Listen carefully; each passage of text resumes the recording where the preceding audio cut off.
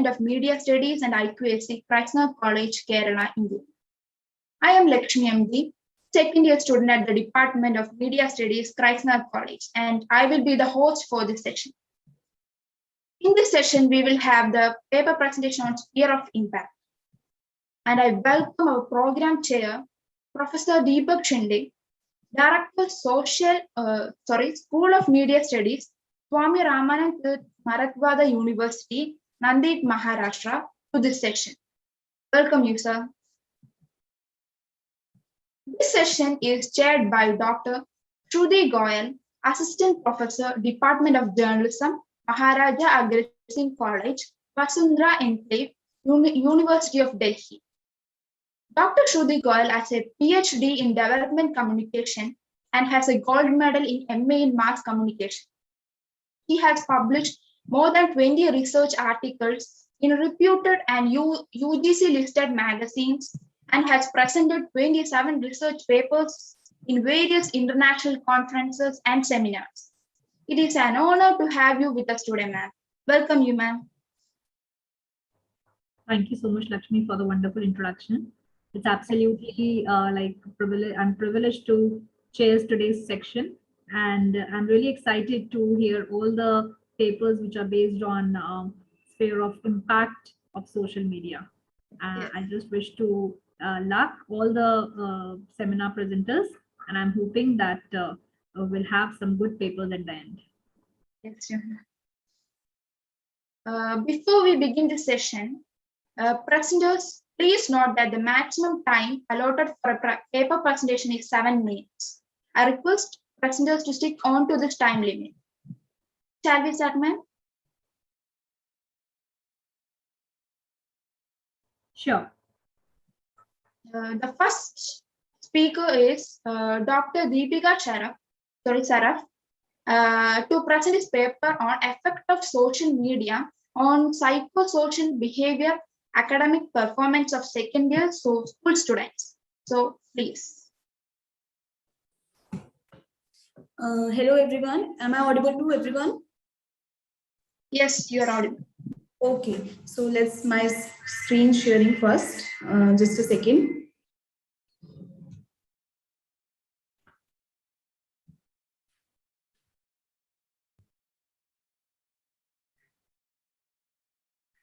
Is the screen is visible to everyone?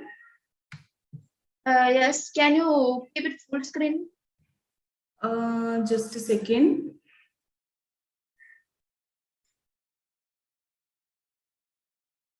Okay, so my paper, good afternoon everyone.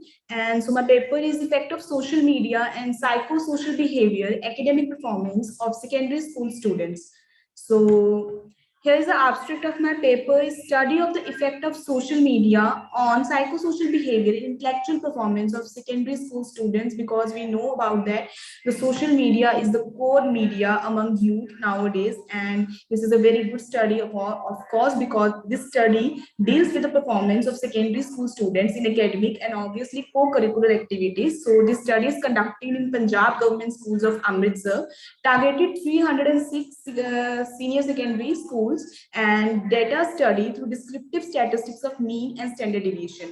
So this study basically deals with the negative impact of social media on psychosocial behavior and academic performance of the secondary students.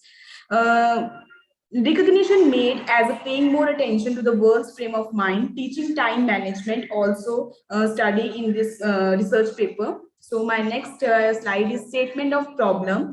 It describes what is the problem I identify in my study. So first is widespread abuse of social media among students. Students paying lesser attention to their academic work, as we all seen that due to focus on the social media content and due to focus on social networking sites, they are paying less attention to their academic work. Also co-curricular activities, academic clubs, there would be a lack of participation in different activities organized by schools, and obviously their progress deprived in school. So dissatisfaction in thinking neurology, hindrance in workforce transmission. My next research hypothesis. So I would prefer my research of hypotheses. Basically, two hypotheses were there. So my first hypothesis is psychosocial behavior unaffected by the use of social media. So I want to prove, or I want to study that is there is an effectiveness of social media on the psychosocial behavior of students, or these are unaffected by the social media usage. Second is social media has no discernible impact on students' academic achievement. To study this, I choose the methodology and research design as a descriptive survey to look impact of independent variables on dependent variables, identifying relation between variables used in obtaining data, method of gathering information of subject to test hypothesis is used, and extensive information used to describe and comprehensive data. Okay, so next is my population of study, obviously universe of study. So I take, there is 7 schools of there, basically from Atari, Ranika Bagh, Town Hall, Jhiata, and Market, Rambagh, and Verka. And the population comprises of both male and female students, not only the male and not only the female, they are both gender. Basically, there are total about 1,863, but I choose random sampling method where I choose 312 senior secondary school, which comprises of both female and male. In this boarding school, students were desampled because they have no access to internet due to their schooling criteria. So I have desampled the boarding school students. Next, my instrument for the study, questionnaire title. The questionnaire I sent to different school students by different means of media. Social media, just a second.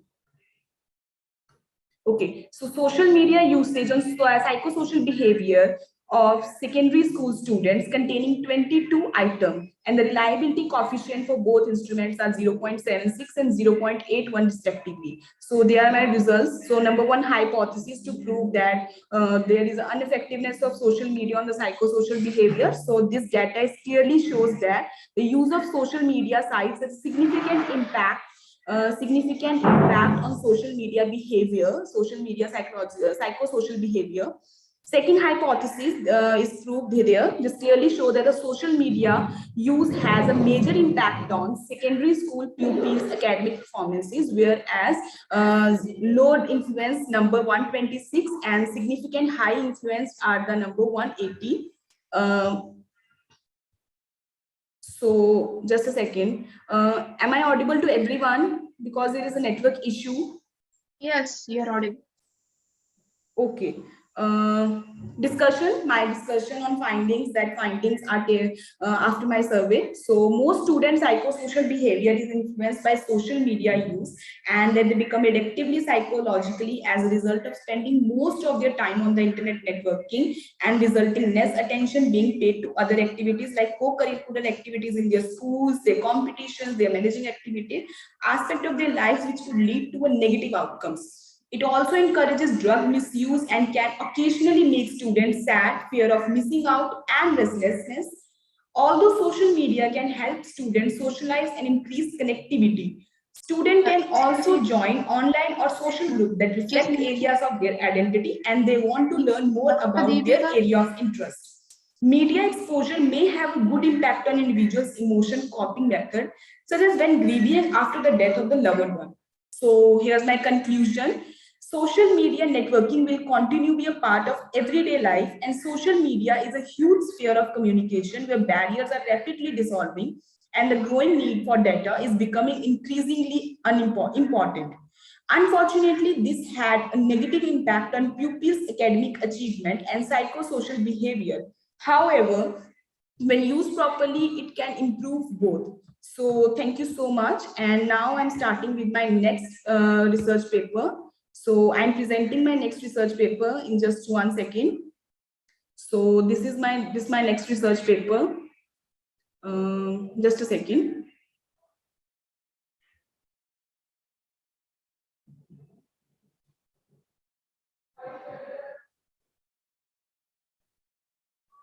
So is it visible to everyone? Yes. Okay, so my next research paper is basically deals with a sociological perspective on media effect on society. So if I talk about an abstract on introduction, So we can say that man cannot live in isolation in all actions not related to him, but is also related to society in general. And if we conclude that, if we talk about that, there is a three necessities of man like food, clothes, and home. But now the social media and the media is an ultimate need of a man. Also, the society affects an individual in many ways. This paper depicts a brief description of what media is about and how it affects society. Various literature during the course of review highlighting different types of media on his family and society. So move on to next part, introduction. So this is just about human create and recreates an organization in order to express their nature, to communicate with other, to direct, to control their behavior in a variety of ways. And every man in every society has struggled with one or more issues. So if I talk about information, entertainment, news, education, and promotional messages, now these are transmitted by media and other vehicles of channel, which are a very important part of today's journal life and today's youth or today's generation's life. An average, but about approximately people spend 25 hours per week after watching television. They also find time to listen to radio, go to movies, read magazines, and read newspapers almost.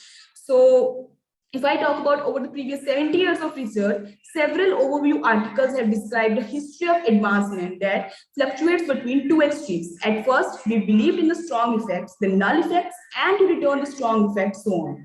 A history whose inconsistent emerges when old research is read with fresh eyes. So the functions of media are as follows, like individuals and society both benefit from mass media as a source of information. We have a basic understanding the role of media in a democratic society because media is considered as a fourth pillar of society. So we can say that its first function is the information provided to the young ones, to the different persons living in the society. Mass media can help in change. Obviously, mass media is now a tool of change to everyone's society, like to aware about the different things. So I'm taking example of this HIV/AIDS, and we can say that you haven't heard on radio and seen on television or read messages claiming that we don't become infected by touching an HIV/AIDS patient, and this is all done because of mass media, because mass media helps all to understand what is the main aspect behind the HIV/AIDS patient, and also they educate people by the need of delivering polio vaccines to the youngster. And obviously in Corona day, they also educate the people that how a vaccine is necessary to everyone to help in their life. Next, things would improve as a result of change, and when the outdated practices and equipments are replaced with the newer, better ones. The role of media in articulating this transformation is critical. The media can help bring out a shift by providing the required information in some cases and scale. The world has become smaller and closer as a result of mass media. The rapidity of media has brought individuals from all around the world close together. So let's take an example. When you watch a match cricket between India and another country live on the television in England, Australia, or New Zealand, you feel like you are in a stadium. Live events, whether happy or tragic, can be observed from anywhere. So you feel that you are a part of that stadium, you are part of that cricket match, and you are a part of that stadium because you are watching it on a mass media or you are watching it on a reality purpose. So media encourages the distribution of goods because obviously today the trade businesses depend upon media to inform the consumers about their product, to inform that what is the product is necessity for them only and why the product is made. And obviously the marketing strategies are basically done with the social media and the other forms of media. Next, entertaining and instructive. One of the best way to unwind is through the media, like entertainment, information on television and radio. So the next one is function of media. If I summarize the news and information to educate people, to inform and functioning of democracy, to entertain the media, to development, and the media encouraging trade and business, political and democratic discourse.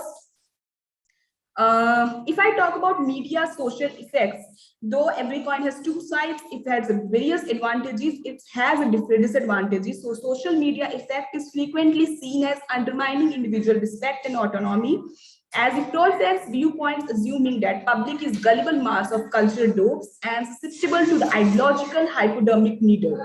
As if television is being proposed as a sole cause of variety of social behavior. So the typical view of research tends to provide equally stereotypical challenge. The laboratory experiment, the logic of casual interference, and the psychological reduction. 2 minutes more for the Okay, presentation. okay. I should try to wind up these things. If I talk about next slides. So, okay. So what types of media do teenagers use? They are definitely know about the computer, texting, Facebook, YouTube, television, movies, video games, and tweeting. And the social media use and consumption, we have said that 93% of teenagers use the internet on daily basis, like 60 to 70%. And this is a very huge number. We can say that our teenagers are basically dependent on social media for everything like entertainment to education purposes. The most significant rise has been texting messages as well as media multitasking. What do teens do on the internet? Like age between 12 to 17, they are reading emails, websites for movie, TV shows, music groups. 81% play online games, 76% about information current events, and 43% buying online merchandise on various social networking sites.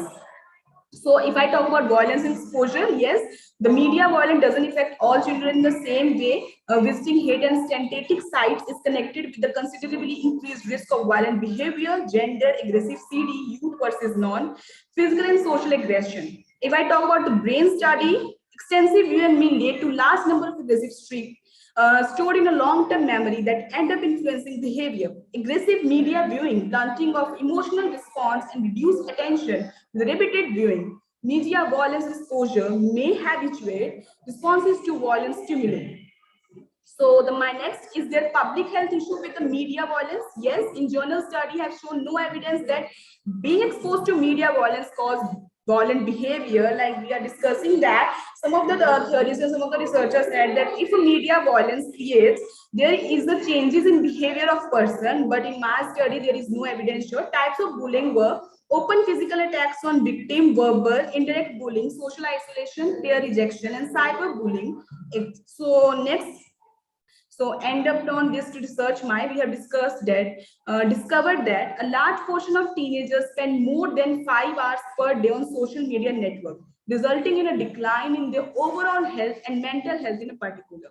We also discovered that media can be both constructive and destructive. On the other hand, it has many benefits, but on the other, it has many drawbacks. So it is ultimate up to the person that whether a society has to pick the social media for a good purposes or a wrong purposes, and it's up to the person only that he is using the social media content to educate herself, to entertain herself, or just creating violence in someone's life. So thank you so much, and that's all.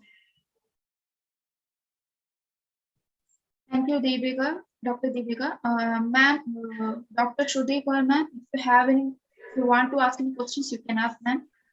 Yes, Deepika, you presented well, but somehow, first I'll start with your second paper. To me, it was more like an article rather than a research paper. It was actually lacking the research elements. I could not find what is the research methodology which you have used in your second paper, where you are coming up with so many figures, telling about the social media use and consumption, about the violence. Hello, I'm audible to everyone. Actually, your voice is not audible to me. Hello, there is network Yes, issue. you are now. Hello. Am I Yes, audible? yes, we can hear. Hello, I'm not audible to everyone. Am I audible? Yes, yes, you are audible. Okay. Just a second. Checking my internet. Just a second. Am I audible? Yes, you Yes, are audible. you are now audible. Okay. Yes. So can you listen to me, Deepika? Yes, I'm listening. All right. So I'll first start with your second paper. To me, it was more like a research, article, not a research paper, because somehow it was lacking research elements. I could not find research methodology.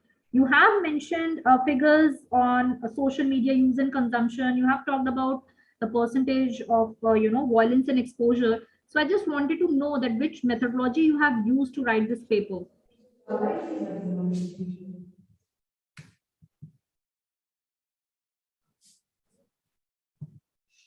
Deepika, can you hear me?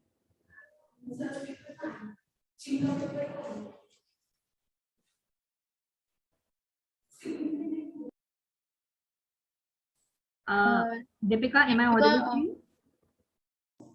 Hello. Yeah, Hello. now we can hear, please.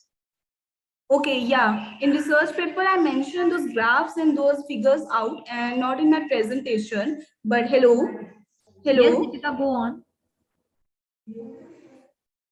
Yes, we can hear you.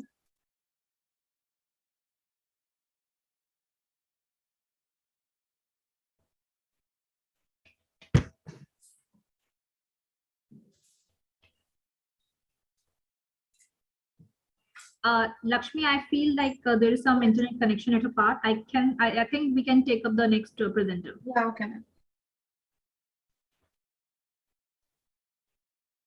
Next person is by Ananya S. Biju on the topic impact of social media on modern India and Swiss netizens and its interpretation by them in behavior and life choices. So Ananya, please.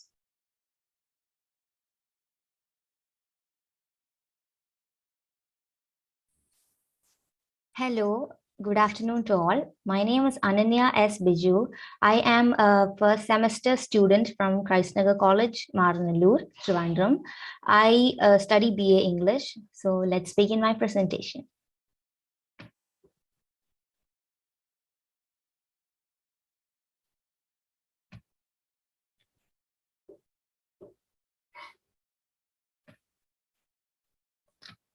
Is it visible? Yes, yes. Okay, so the report I made was about impact of social media on modern Indian and Swiss netizens and its interpretation by them in behavior and life choices. So the introduction is that social media today is associated with higher social acceptance and better lifestyle, the usage of it. And so I wanted to see if the way we perceive social media will somehow resound in the way we behave in real life as well. Some things that are shown on social media spread like wildfire, but they will be misconceptions and distorted reality. And many trivial matters also grab attention, while matters that need to be discussed remain shadowed. So my objectives were to find out the mental impact of social media on people and to analyze whether the mental impact of social media are reciprocated as values and life choices. So this is my methodology. There was primary methodology, which was a questionnaire, a survey, and the secondary methodology was literature review, data sources. There were 62 people who took part in the survey, aged 15 to 60, from Trivandrum, Kerala, India, and Smitten, Freeborg, Switzerland, to take part in the survey.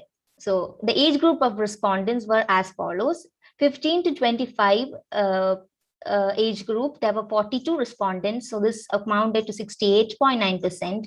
25 to 45 age group had 7 people, and this was 11.5%, and 45 to 60 had 12 people, which was 19.7%. And the first question that was asked was, how much time did people spend on social media? So 18% said that they spent about more than 5 hours using social media. So more than 5 hours means 5 hours is 20.833% of 24 hours. So this was a huge time that people spent looking at their phone. And there was 27.9% was the highest percentage. And this was 2 to 3 hours. People used 2 to 3 hours was spent on social media. And 1 hour was spent by about 9.3%. 26.2% said that they spent 3 to 5 hours using social media, and 1 to 2 hours social media usage was done by about 11% people. So next question was, what was the most influential social media platform? And 34 said that Instagram was the most influential social media platform to them. And this amounted to 61.8%. Next, there was Facebook, which was 17 people said Facebook was the most influential platform. And then Twitter and Snapchat came next. So we are going into the main topic. Does social media have an impact on mental health? Yes was the answer by 41%, and no was the answer by 59%. In this slide, we will mostly talk about the yes, the 41%. So having a different personality on social media. In social media, people tend to show filtered reality. It could be the real thing, but filtered to make it look perfect, or only showing one side of who you are. But a holistic approach will always be more ground will give you more something to rely on, and something that you could rely on without fear. But when you show a different personality, it could be toxic, and it could affect other people in a way you never intended to, but it could. So 9 people agreed to having a different personality on social media, which was 15%, and no was said by 51 people, which was 85%. So next question I asked was social media the first thing you used in the morning?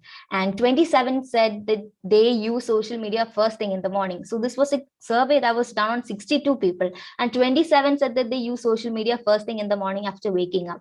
This was kind of shocking for me as well. And the psychological implications of using it for early in the morning are diverse in itself, and it could also lead to insecurity, heightened fear of communication, overthinking, and self-isolation. No was said by 33, which was 55%. The next thing, social media's effect on self-esteem. Now, with the extreme use of social media that is going on these days, everyone, not just teenagers, everyone will have the tendency to compare themselves to what they see on social media. And this could make them think that they are not enough, or they're not doing enough in their own life to achieve their own goals, without knowing that this could be filtered reality. So 30 out of 61 people said that their social media had an impact. Their self-esteem had an impact because of social media. Yes was said by 18, to a large extent was said by 12, and no was said by 31. About 50% said that social media had an impact on their self-esteem. Next, obviously, because of the pandemic, we have been relying on social media extremely to learn, and it has become a boon to a lot of children around the world to learn in such difficult times. And I asked the question, how useful is social media to learn? Very useful was the answer by 52.5%. Somewhat useful was the answer by 45.9%. So there were 62 people who took part in the survey. 61 agreed that social media is extremely useful during the to help them learn. Only one person denied to social media being useful to learning, and so that accounted to 1.8%. The last thing I want to talk about is addiction to social media. We can admire something, we can be attracted to something, but being addicted to something is an extremely dangerous situation. And 27.9% of the 62 said that they were addicted to social media, and 72.1% said that they weren't. Their social media's usage is good, but sometimes it could be bad. Because it could lead to social isolation, and it could also be used as an escape from reality because of problems that could be happening in their own life, and because of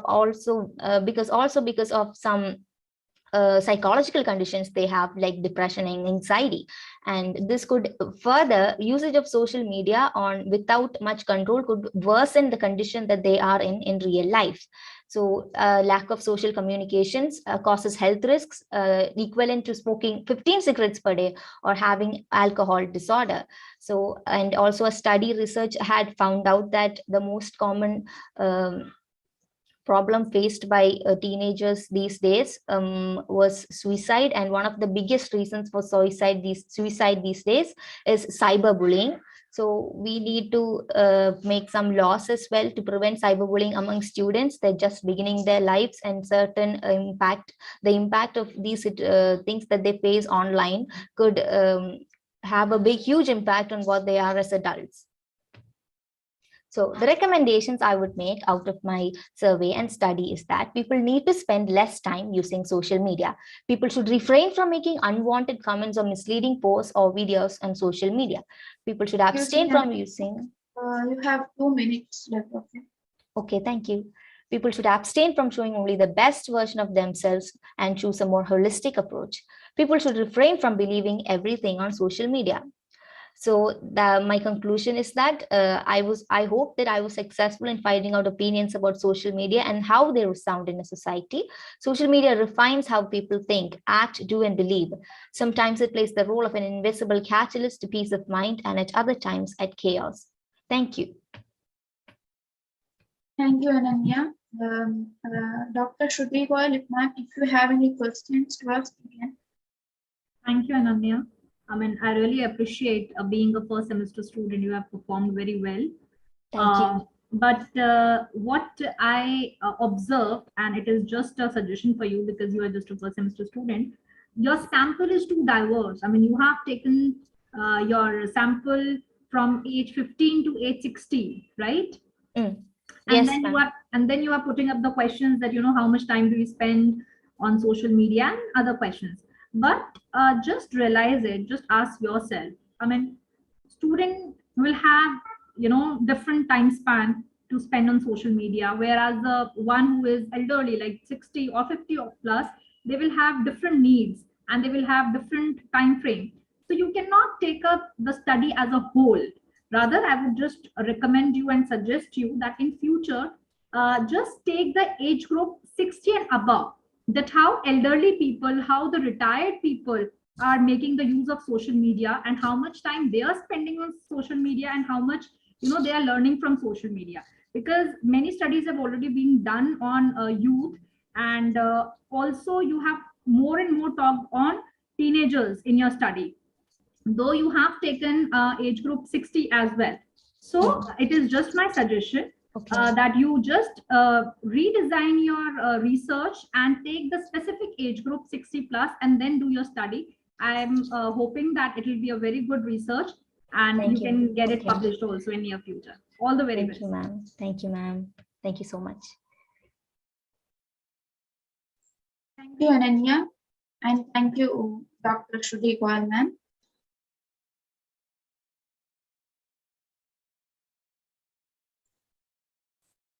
Next, we will have, next I invite Dr. Andrew P. Charota to present his paper on Facebook is really cool, revisiting McLuhan concept.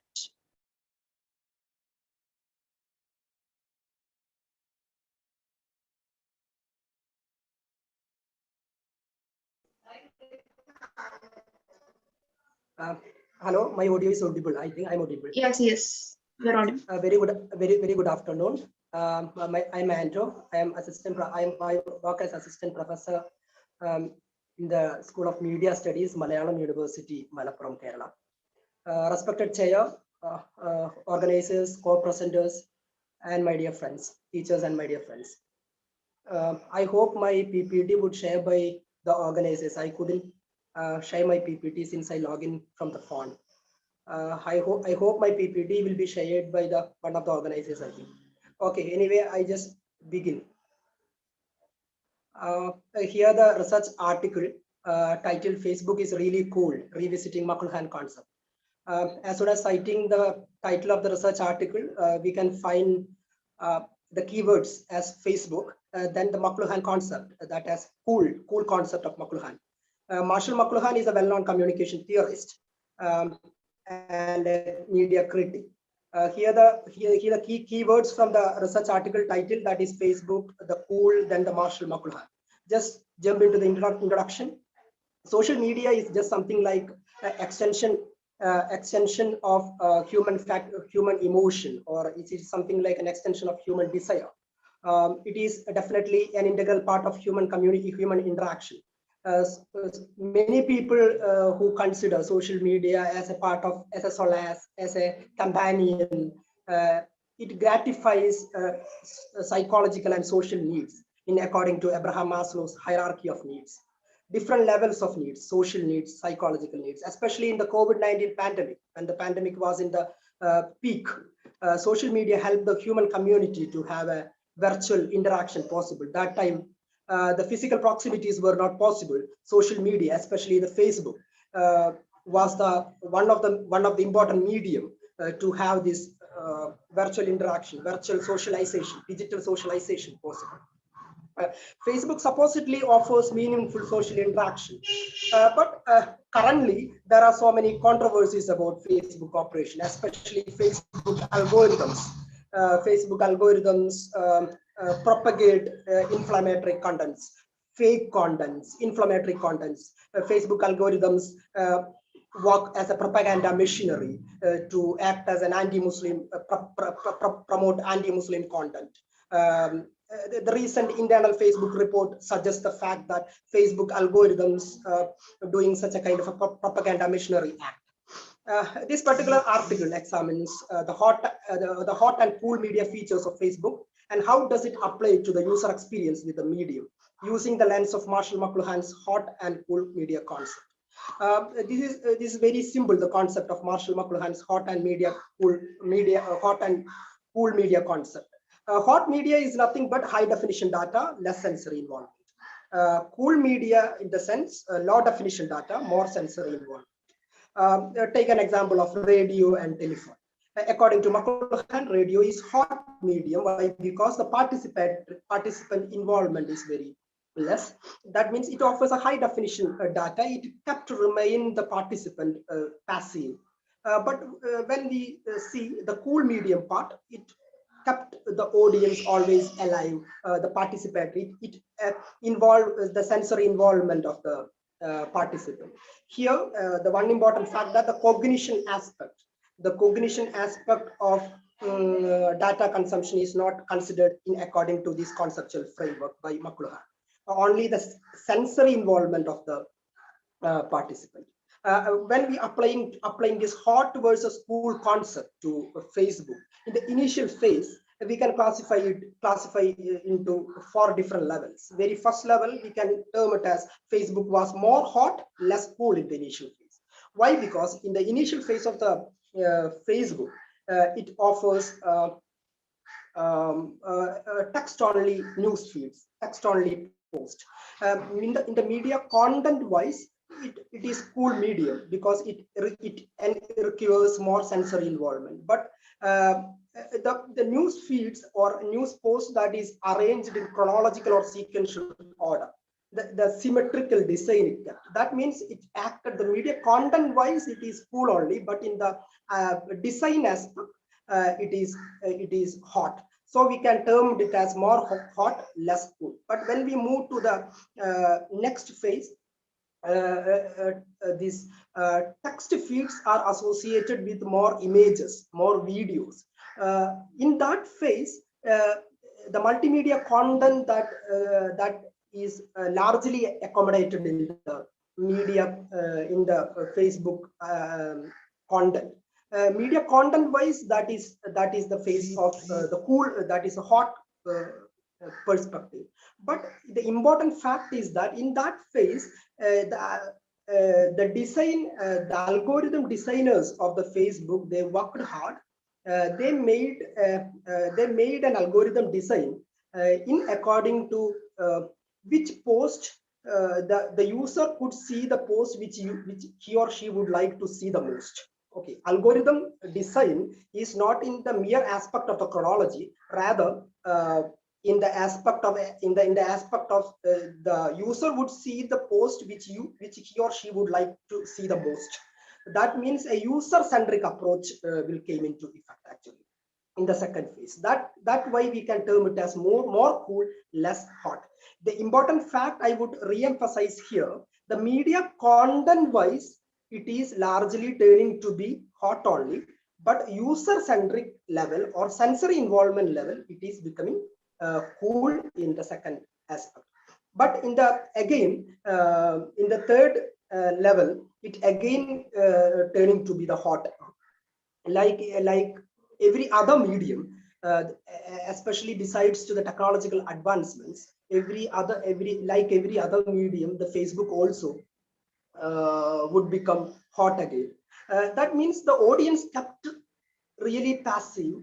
Their sensory involvement is very less. The so-called meaningful interaction, the meaningful socialization, digital socialization is not possible in that hot framework. Okay, so Facebook supposed to have a cool-off approach. That we talked in the the fourth level, the cool-off approach. That is the future of all social media platforms, the cool-off approach. It must ensure the more sensory involvement. That should be acquired, that should be achieved only through the algorithm design, especially in the third phase, the more hot again phase. The important fact is that the Facebook algorithm prospects, Facebook algorithm design is largely focused in the advertising ventures, advertising proponents.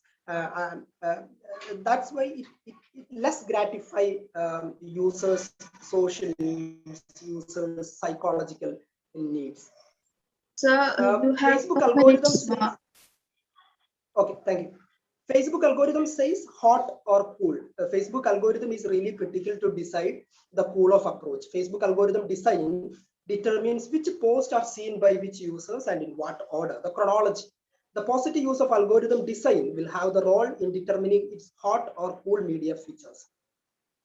Why FB need cool-off approach? Definitely, Facebook is as a social media concern, it must ensure or nurture a kind of meaningful social interaction platform. So it must require more sensory involvement from the user's perspective. The algorithm, in an ideal sense, algorithm helps the user to find the most likely post which they also wanted to see most. But we have a notion that algorithm have a kind of a propaganda machinery to work as an access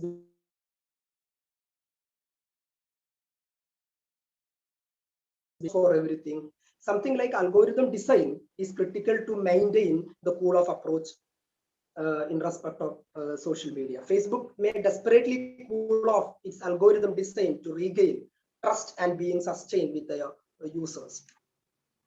Discussion part, increasingly with the technological advancements have made the media more and more hot today. It remained audience kept passive, but future of the Facebook or any other social media platform that should have a kind of a cool-off approach. Then only it can connect millions of people to participate in healthy communities.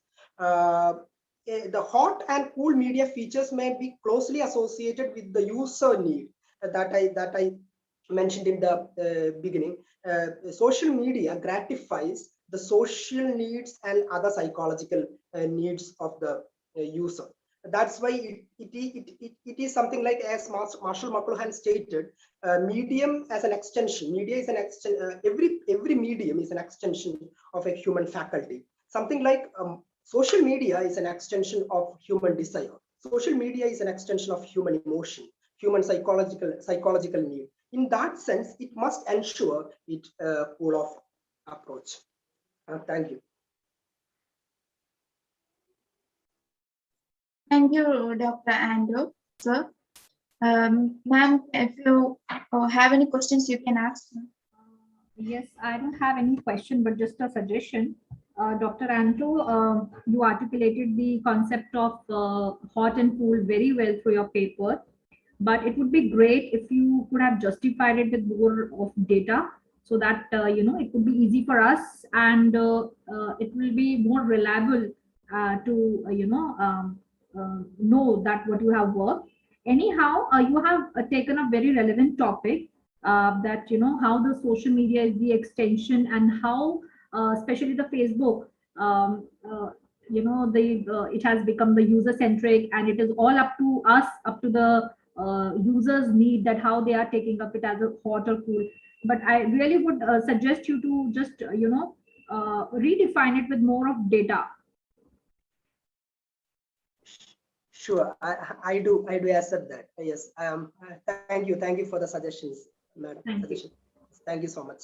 I do consider this. I will add up more data on this, because the McLuhan concept, that is we can revisit McLuhan concept today. That is really important, especially this hot and cool media concept. In the online platform, in the online media platform, we can have these kind of interactions possible.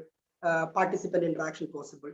Facebook algorithms are also working out to what are the different strategies to maintain this cool off, because most people, they have a instant interaction with Facebook, especially in the case of posting something. That is purely based on a instant momentary emotional aspect. Okay, so Facebook algorithms are work out to have a how to maintain this cool off approach, rather because to maintain this cool off approach, Facebook must have a notion that it should refrain from the advertising ventures, okay, or they should not have a kind of a propaganda machinery between I mentioned, like the nexus between the government and the social media platform, that those kind of propaganda things should be eliminated. Right. So there are more research works are happening in respect of this algorithm design, internal algorithm designers in Facebook. They are working. I think they are working hard, because otherwise, the internal report of Facebook itself suggesting that if it is not maintaining this cool off approach, it will make an end by the time period of 5 years. All phase of social media platforms will put an end within the period of 5 years. So please, users involvement, how to maintain users involvement, how to gratify their psychological needs, that is really critical. Yes, definitely. You have talked on all the relevant topics, but the thing is that just somewhere data is missing. So just, add on this, and I'm sure that you will be able to enrich your paper on this. Thank you. Thank you, Dr. Andrew, sir, and thank you, ma'am. Next, I invite Dr. Gideon Prem Singh to present his paper on religious communication and social media, online faith practice during COVID-19 lockdown. Good evening to all. I am Gideon Prem Singh. So let me share my screen. Am I audible? Yes, sir. You are. Yes. Is the screen visible? Yes, sir. Yes. So today I am going to present my paper on the title of Religious Communication as Social Media, Online Faith Practices During COVID-19 Lockdown. So the authors of this paper are myself, D. Gideon Prem Singh, and Dr. Chandra Devi. So I am lecturer from the Department of Visual Communication, the American College, Madurai. Right. So let me briefly explain the background of my research. So the background of my research: faith practices in churches refers to the collective group of Christians gathered in churches and worshiping. Preaching gospel, that is a good news from the Bible, is concept of exchanging information. So that's what the communication does. So as there is a limited study on social media usage and effectiveness in faith practices in churches, the present study is carried out. So talking about the objective of my study, to study the usage of social media in faith practices to access the communication process through social media during COVID-19 lockdown, to analyze the impact of social media usage in church management. Right. So the methodology that I used was a random sampling method was adapted. The respondents were 65 samples, including males and females. So the respondents were classified into 3 categories, that is church members, non-church members, and church staffs, that is those who are working in the church. Okay. Sorry. So this is a small table which represents the total member, that is the population distribution. So the church members are 400, non-church members, that is a floating population. So if you talk about the churches, there will be a floating population which comes every week and goes to other church every week. So that is a floating populations. So they are not permanently member of the church. So there are staff members who are working inside the church. So we have I have done a small calculation for the sample size, and I have come up with a conclusion that is 65. It's a table 2 shows that church member frequency 50, and non-church members 12, and church staffs 3. So this is the expected response actually. So I have handed over 75 questionnaires, prepared a questionnaire using Google form. Since the study is conducted on the COVID-19 lockdown, the study is conducted using Google Forms. So the Google Forms were distributed and only 65 were received. So as expected, 65 were received, but the number varies according to the category. So that is represented in the table 3. So talking about the results, so most accessible social media platform, it's a table 4. Okay, so the most accessible platform is WhatsApp. Okay, so WhatsApp is a messaging app. We know about that. So it's a kind of a media which is a messenger. That is 47 of them are using WhatsApp, and Facebook it is 38, Twitter it is 26, Instagram it is 24, and Telegram is 29. Okay, that figure 1 shows the frequency of interaction on social media within the communication, within the congregational group, that is church group. So people may communicate with others through social media. So I'm just talking about the interaction between the church members who are using social media. So that is the graph given. So the frequency shows that most frequently is probably 57% of people most frequently talks each other with using social media inside the church members. Okay, this is a small study on social media impacts on church growth. So in the questionnaire, I have put a session on church growth variables, which depicts the growth of the church after using the social media. So I have thrown as a set of questions. So this is the results of which I have tabulated. So you can see that. So moving to the next slide. So consolidated results. So this is what my consolidated result says. All churches adapt the social media for communication within the congregation. Sir, you have 2 minutes left. Thank you. Members during lockdown, social media is used as an alternative source for conducting live churches. Congregation receives regular information through WhatsApp. Congregation receives spiritual information through Facebook, YouTube. Audiovisual media from the churches is uninterrupted and clear through social media, probably using Facebook Live. Trending of using social media is increased trend for post 1 decade advent of evolution of social media. Trend of using social media is also increased the trend of during COVID-19 pandemic. Churches use social media during COVID-19 lockdown. Congregation receives general messages through WhatsApp, and it receives spiritual messages through Facebook and YouTube. Audiovisual streaming is uninterrupted and clear. So this is the conclusion of my study. Church management with reference to the membership, regular attended to the faith practices and gives offering funds of the church growth was effectively done through social media during lockdown. Social media uses in activities in churches in forthcoming year. So this, I conclude my presentation. Thank you. Thank you, sir. Ma'am, you can ask questions. You presented very well, something new to know about the topic. Thank you, ma'am. Congratulations. Yeah. Thank you, sir. Next is Dr. Arthur Saxena to present his paper on the effect of binge watching on television viewership, a comparative study on the viewership pattern of OTT platform and television.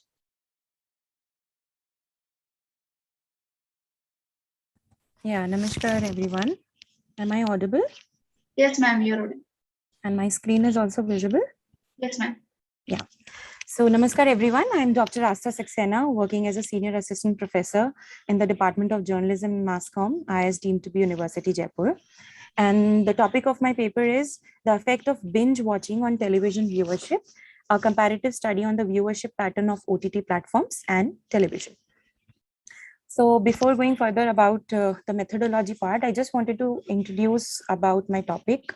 Like binge watching is a new hub nowadays. If you talk about it, is a new hashtag. Everybody is talking about binge watching, and nowadays people are more into OTT rather than television. So people are, looking forward for a genre-based programs these days, and they are more into watching the series or the program into one go rather than waiting for the episodes to come every day. So this is my studies all about.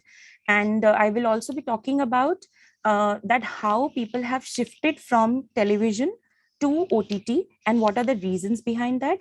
And my study will also highlight on the advantage and disadvantages of binge watching over the traditional way of television watching. So if you talk about my methodology, the objective of my study is to find out the effect of binge watching on television viewership, that how the concept of binge watching has affected the traditional pattern of watching television. The second objective is to find out the comparison between the viewership pattern of OTT platforms and television. Like we all know that when we watch something on OTT, it is a very different kind of experience because it is ad-free and people can watch it on their convenient time. So how the viewership pattern has been changed if we talk about the traditional television watching pattern. And my objective is also to find out the advantages and disadvantages of binge watching. If we talk about my hypothesis, I have hypothesized that binge watching has subsidized the television viewership pattern to a very large extent. And the content of OTT platforms are more consumed, whether we talk about Hollywood or Bollywood, doesn't matter, but the OTT platforms have more impact as compared to television nowadays. And binge watching has the advantage of watching the whole session on one go rather than waiting for the episodes to come daily. And the disadvantages is that the youth is, normally wasting a lot of time in OTT.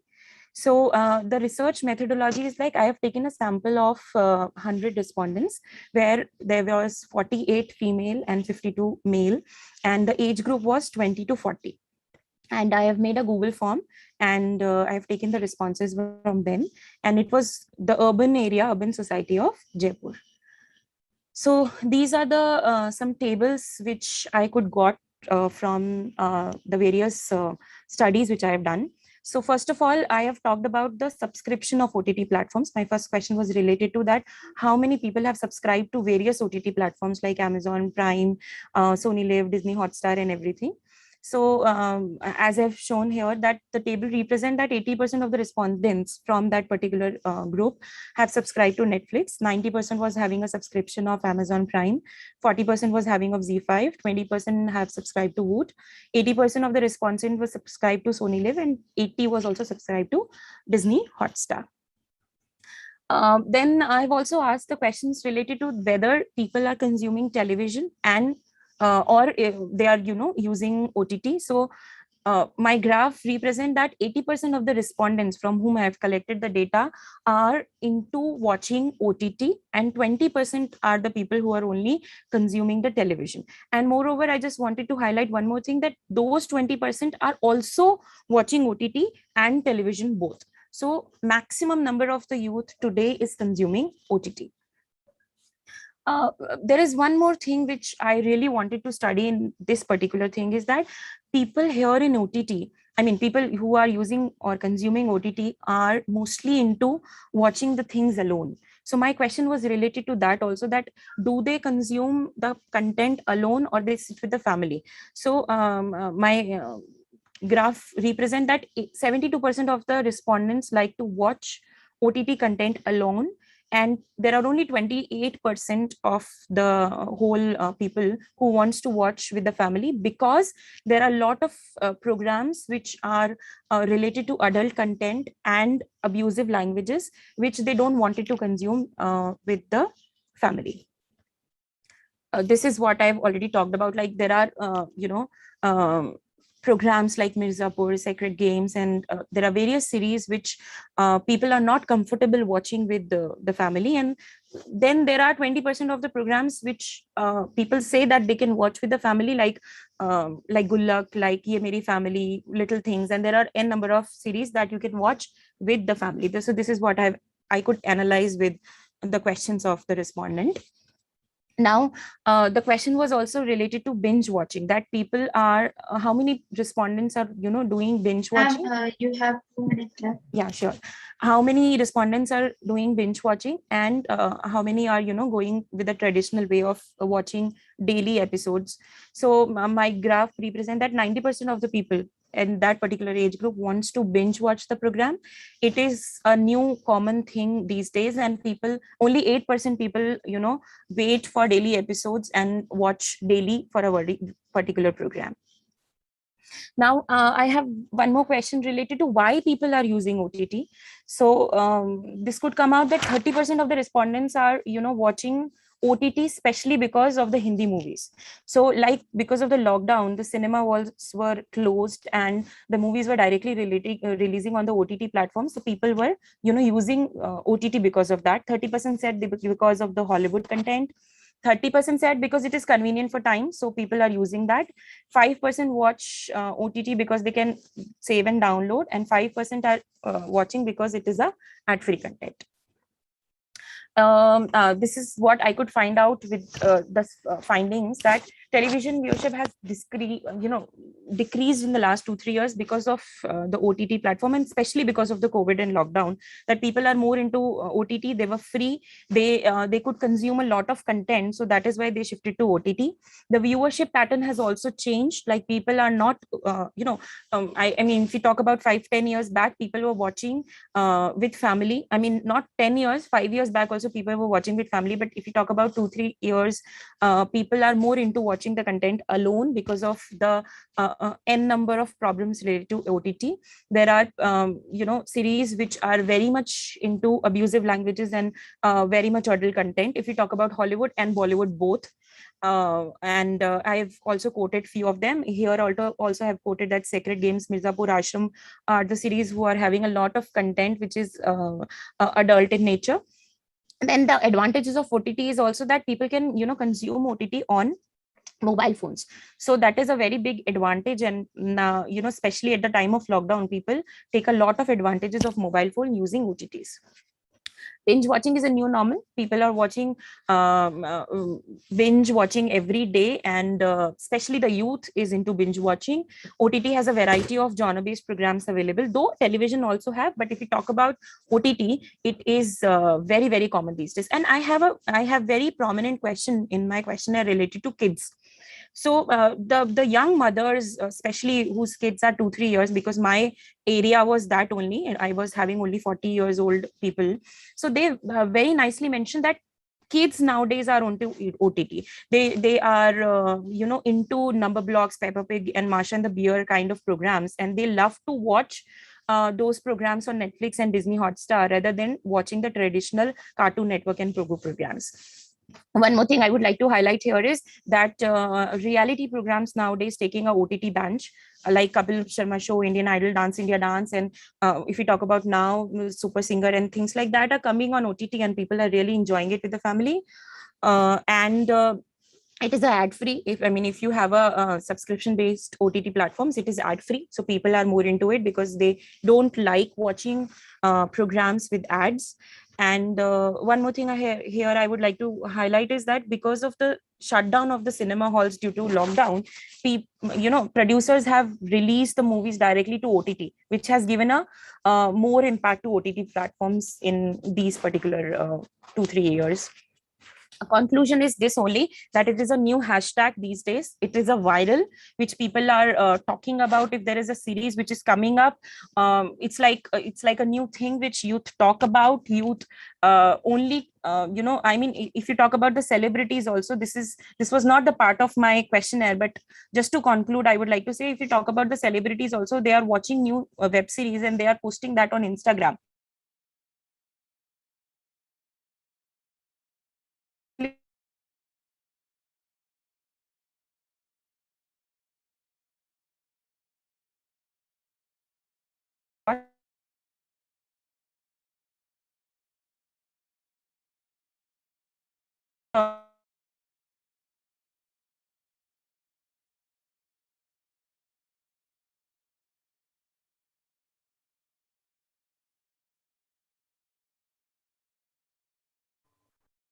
Dr. Asta, we are not able to hear you properly.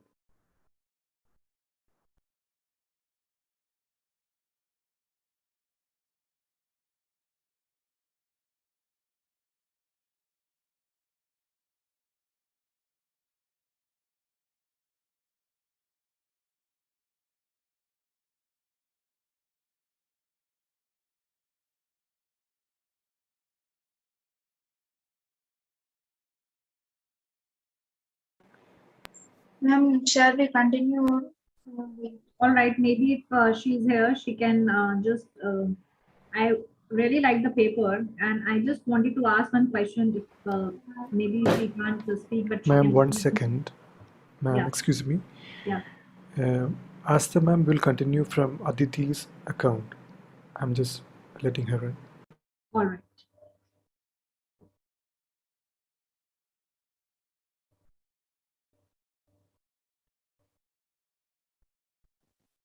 Yeah, sorry for the inconvenience caused, but I got disconnected. So yeah, I was just concluding myself that yes, OTT is a new thing and binge watching is the new concept these days. All right, Dr. Asta, you presented really well. You just said that OTT is ad-free platform, and that is why most of the people wants to like enjoy this. But I just want to know your opinion, your view, that how do you think that advertising industry is getting affected because of this? Ma'am, I would like to say one more thing, that advertising these days is very different. Just say I just highlight in my conclusion also that affiliated marketing is there, social marketing is there. So people are using these type of platforms for advertising themselves. So if we talk about the traditional way of advertising, yes, definitely it is affecting to a very large extent. But if we talk about the modern way of advertising, people are doing into these type of things. Okay. Don't you think that traditional way of advertising is, more, it has more recall factor, like, अभी भी हमें याद है हम Of course. Programme के बीच में ads आते हैं, अगर हाफ एन आवर का प्रोग्राम है तो 20 मिनट्स प्रोग्राम आता है और सेम एड कम से कम 2 या 3 बार आता है, and we are able to recall the ad. But today we have lost the recall power of those advertisements. Yes, definitely. I mean, the traditional way of advertising was way better than the modern, but I think today's youth is more into modern kind of advertising. They don't want to see the ads again and again. If they watch something on television also, they switch their channel if the ad is coming. So I think modern way of advertising is more better if you want to catch the youth. But if you are looking forward for advertising to adults, and if you're looking forward for elderly people, then traditional way of advertising is much way better, I think. Because I mean, there are a lot of organizations, there are a lot of brands who are doing affiliated marketing, and I think that is going to consumers and youth to a very large extent. I mean, people are using more of social media rather than eating food, I think, these days. Right. Right. Thank you, Dr. Asta. Thank you so much, Shruti ma'am. Thank you. Thank you, ma'am. So next I invite Reverend Dr. A. Irudaya Raj SD to present his paper on social media as a tool to express and disseminate specific cultural elements, with special reference to Facebook among college students in Tamil Nadu.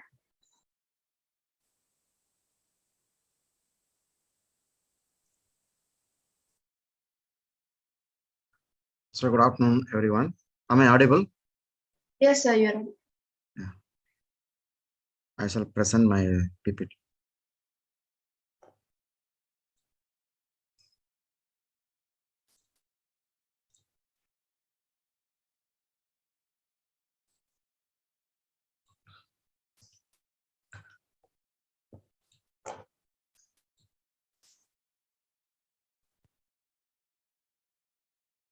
My PPT is visible, no?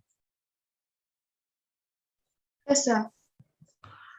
Okay. I am Dr. A. Irudaraj, teaching in Viscom Department of Loyola College, Chennai. My topic for this conference: social media as a tool to express and disseminate specific cultural elements, with special reference to Facebook among college students in Tamil Nadu. Basically, I am busy with how students express their cultural elements in the Facebook platform.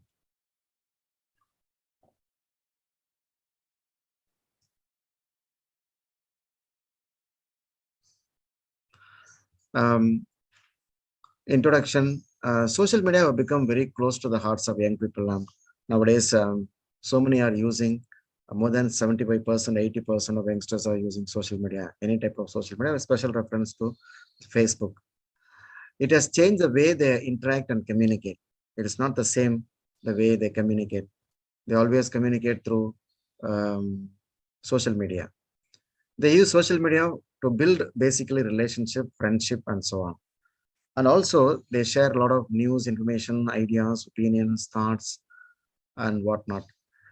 Also, that platform provides them as personal space for self-expression. And it has become a platform for expressing specific cultural elements. College students have become content creators of their own culture through social media, especially Facebook.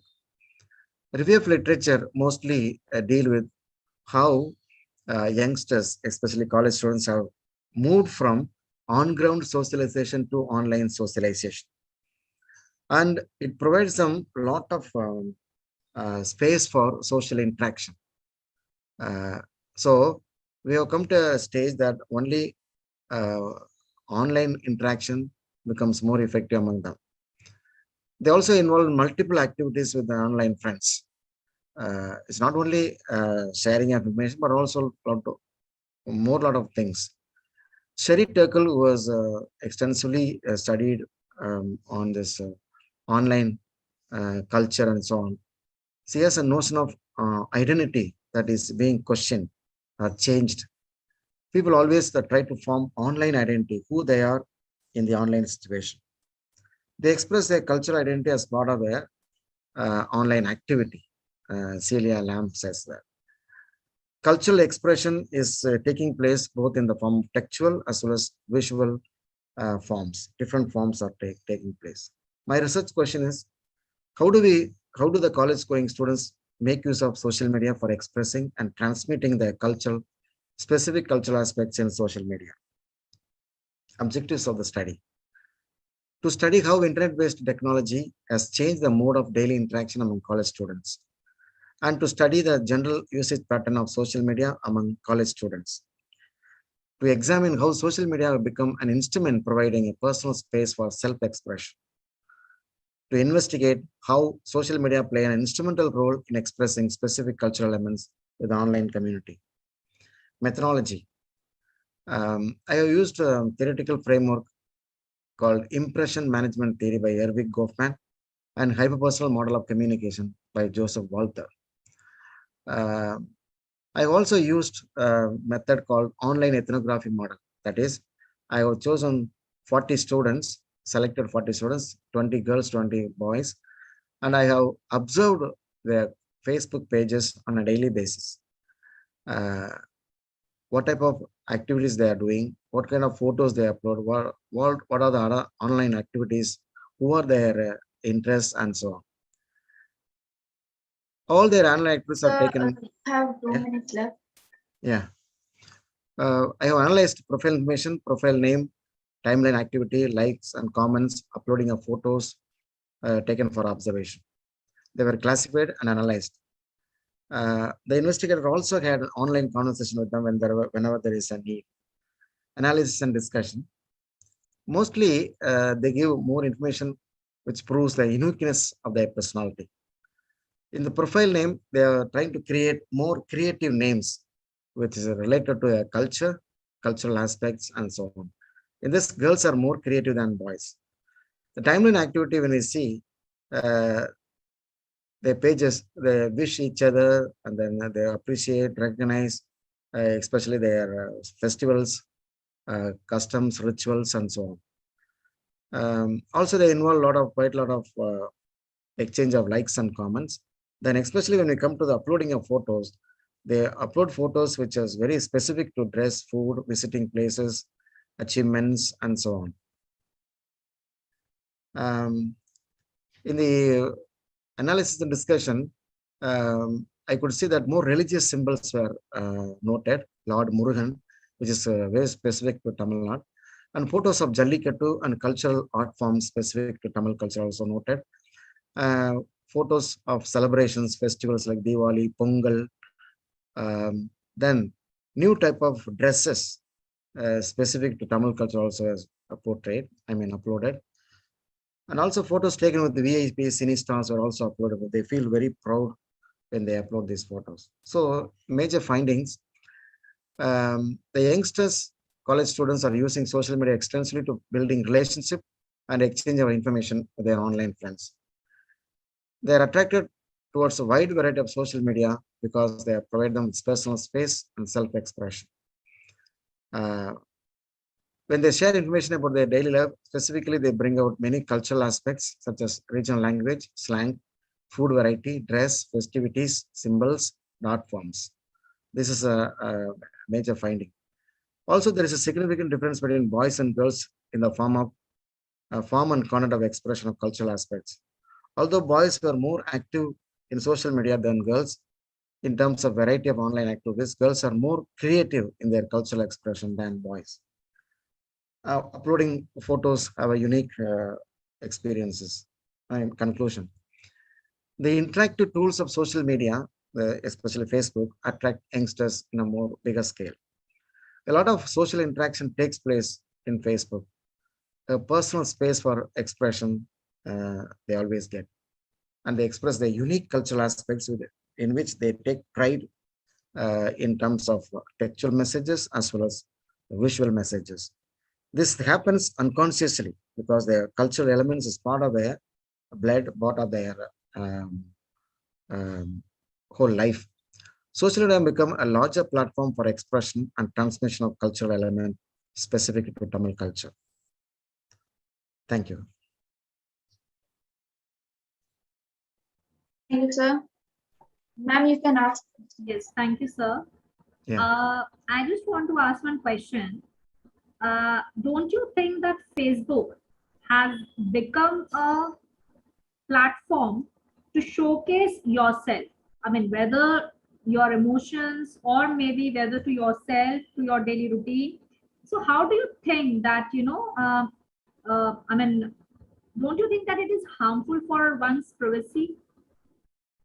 Pardon, I What are didn't your get. views on this? Because you have done a study on youth, you have taken boys and girls. So I wanted to know your views on this. Yeah, come again. I didn't get your questions clearly. All right. Am I audible Yeah. properly? Yeah. So I just want to know your views that how do you find Facebook as a platform which has actually become a showcase platform for us, whether we are, writing our emotions or maybe we are posting our pictures or our daily routine. So how do you think that how safe is this in respect to the privacy of the users? Yeah. Youngsters, they want to showcase. They don't feel any uneasiness and so on. Basically, they want to prove that who they are and prove to others that their uniqueness is something important and so on. So unconsciously, they go on exchange information and so on, through which they also showcase their identity, their talents, uniqueness, and so on. And one such element is a cultural element. That's what I analyzed. All right. Thank you. Yeah. Thank you, ma'am. Thank you, sir. Thank you, ma'am. Next, I invite Terika Sharma to present its paper on internet celebrities, role of social media in changing the definition of stardom in India. Thank you very much, ma'am, for introducing me. I'm sharing my screen.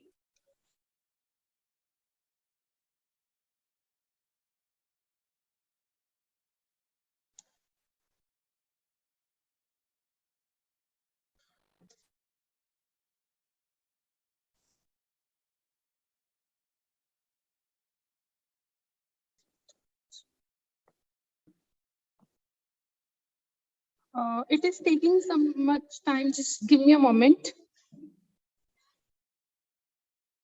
Sure.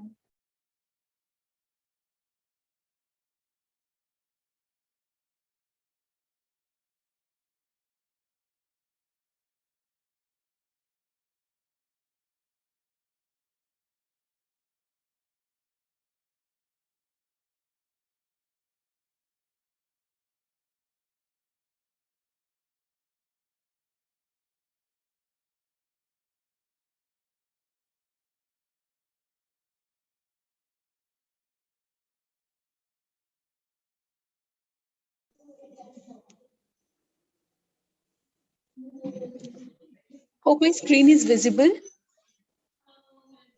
Yes, ma'am. Yeah, thank you very much. This is Dhirika Sharma, Assistant Professor, Guru Nanak Dev University. My topic is Internet Celebrities, Role of Social Media in Changing the Definition of Stardom. I would like to start my presentation with a quote from William James, in which he said that we all want to get noticed and get noticed that too favorably. We want that others see as a positive image. We want our image to be positive. So this is a quote that was given by William James, and I think it is totally applicable on internet celebrities of today's generation.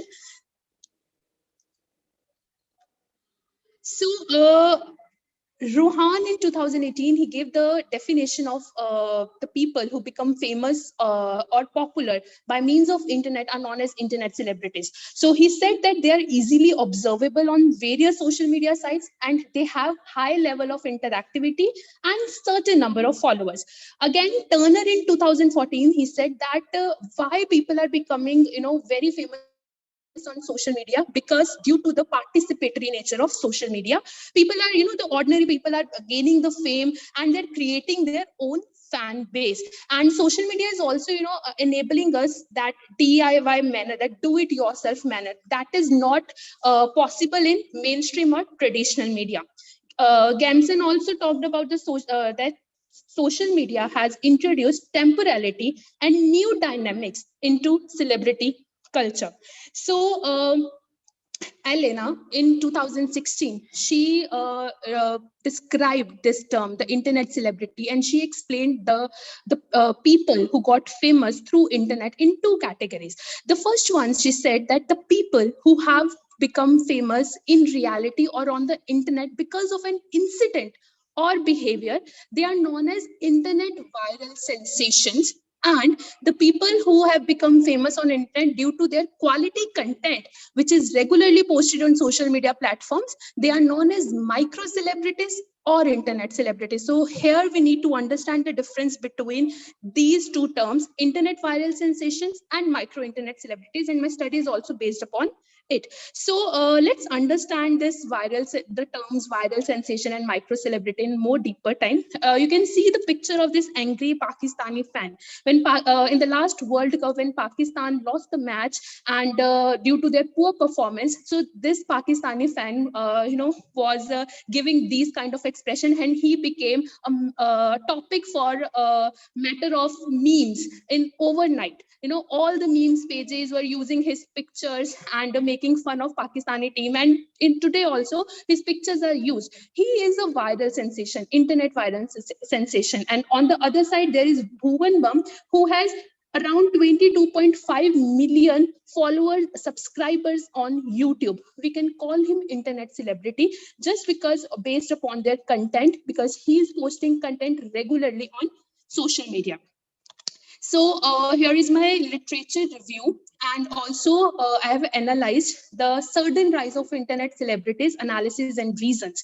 So Andy Warhol, once he was giving his interview in Time magazine, and he said, in future, everyone will be famous for 15 minutes. Indeed, he was talking about the social media era, and he was talking about these viral internet sensations and internet celebrities. Halpern, he did a study in 2008, and he said that American teenagers are they are chasing fame blindly, that they are neglecting their financial security and intellectual development. Turner in 2014 gave the reason that why there is certain rise of internet celebrity, and he said that unlike in entertainment and mainstream media industry, there is no role of gatekeepers in social media frame. Everybody has their own platform, and that's why everybody is becoming famous. And Ryan also said that in 2015, that due to the dialogic transmission system, it means that many sources and too many receivers of social media, there is a certain rise of internet celebrity. And the same for traditional media, there is a monologic transmission model, one source and too many receivers. So next is my hypothesis. So for this study, I took two hypotheses, two assumptions. The first one is social media is creating stars overnight, but without longevity. And the second one was active social media presence increases, maintains, and retains the celebrity status. So I'll talk about my methodology here. The sampling was purposive and technique was convenient sampling was used. There was a Google form in which the comprised of 15 questions, and they were sent through various social media platforms to the respondents. Sorry. The population was internet and social media users, because I had to be sure that the people who are, responding to my questionnaire, they have to be the social media users. That's why these Google forms, the links of these Google forms were shared through social media platforms. Sample size, there was 101 respondents and 62 females and 39 males. And the method was survey, research instrument questionnaire, and data was analyzed through simple percentage method. Next, here it is my results and data interpretation based upon my hypothesis. You have 2 minutes left. All right, ma'am. Based upon my hypothesis, I asked the question on the content basis and the participation. So 70% of respondents agreed to the fact that social media is creating stars overnight, but without longevity. 65 respondents says that internet celebrities have to be, remain active on social media regularly, so that that status of internet celebrity to maintain their status of internet celebrity. But that is not the case with the traditional celebrities, because only 28% of respondents said that traditional and mainstream celebrities need to be present on social media to maintain their celebrity status. So in this case, I found that people say that the stardom of internet celebrities is very different from the stardom of traditional media. So the findings and conclusion here, the first finding I found that funny content is liked the most. If any internet celebrity is posting funny content, then it is liked by the people and he has the probability to get famous in a quicker way. And one more finding was that most of the users are using Instagram, and then Facebook, followed by YouTube. So these three platforms contributed the most in turning the common people into the internet celebrities. Second was the status of internet celebrities is always under scrutiny. There was a question that can we give the evergreen title to internet celebrities that we usually give to the mainstream celebrity, and the people responded no. So that's why it proved that the internet celebrities status is always under scrutiny. They might have more followers than the traditional celebrity, but again, they are not given more importance than them. So moreover, internet celebrities also try harder to be the part of traditional media because they feel their permanent destiny, their ultimate destiny is Bollywood. The third finding I found out that all internet celebrities were viral sensation once, but all internet viral sensations cannot be considered internet celebrities. They are influencers these days, that as they are influencing the decision-making process of many followers. They are getting paid by the brands to influence their followers to choose a brand. So they are also behaving like influencers these days. Thank you very much, ma'am. That's all. Thank you, ma'am. Ma'am, can you have any? Yes, very nice, Dr. Dharika. You articulated it's Dharika. It's Dharika only, not doctor. But soon, thank you so much. My wishes are with you. Thank you so much. Really articulated very well and described very well, about the internet celebrities and viral sensations. And we have been observing these days that how people are making use of such platforms, not only just to become a popular, but also they are actually making these tools as a source of earning, right? Yes, so you have taken a very relevant topic, which is actually we have been observing these days. So I really congratulate you to take up such a relevant topic. Thank you so much, ma'am. Means a lot. Thank you so much. Thank you, ma'am. Next, I invite Amruta KJ to present his paper on self-censorship in online expression of political opinion, a study on the socio-demographic characteristics of young Facebook users.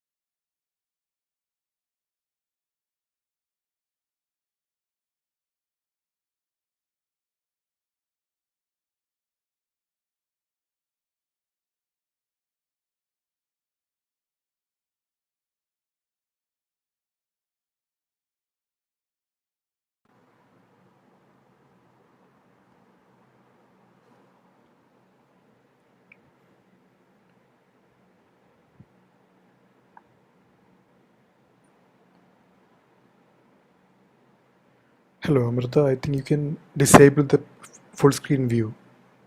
Then the presentation would be visible.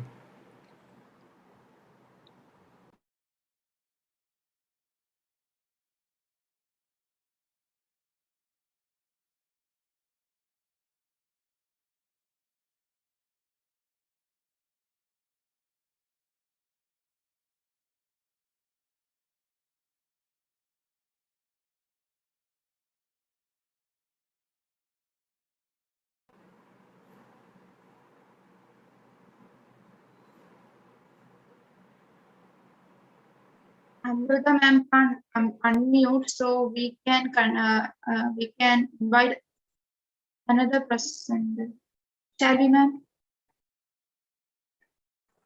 Yeah, sure. Meanwhile, we can take another presenter if she is not available. Hello. So, I think she's ready. Amrita is still trying. Okay, Amrita, then we'll go on to the next person and then come back to her. yeah. Okay.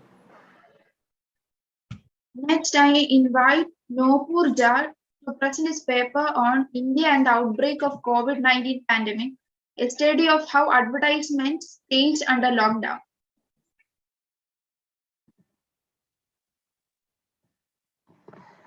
Hi, good afternoon. I'm not able to share my screen because somebody else is.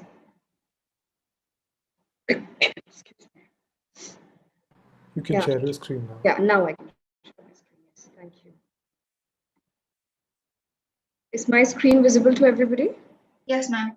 Yeah, shall I go full screen if this is okay? 1 second. Ma'am, if you can keep. Is this okay? Yes. Yeah. All right. Okay. A very warm good evening to everybody. I'm sorry I have a bad cough, so please bear with me. I may have a little less energy, but I'll still continue. So, India in the outbreak of COVID-19 pandemic, a study of how advertisements changed under the lockdown.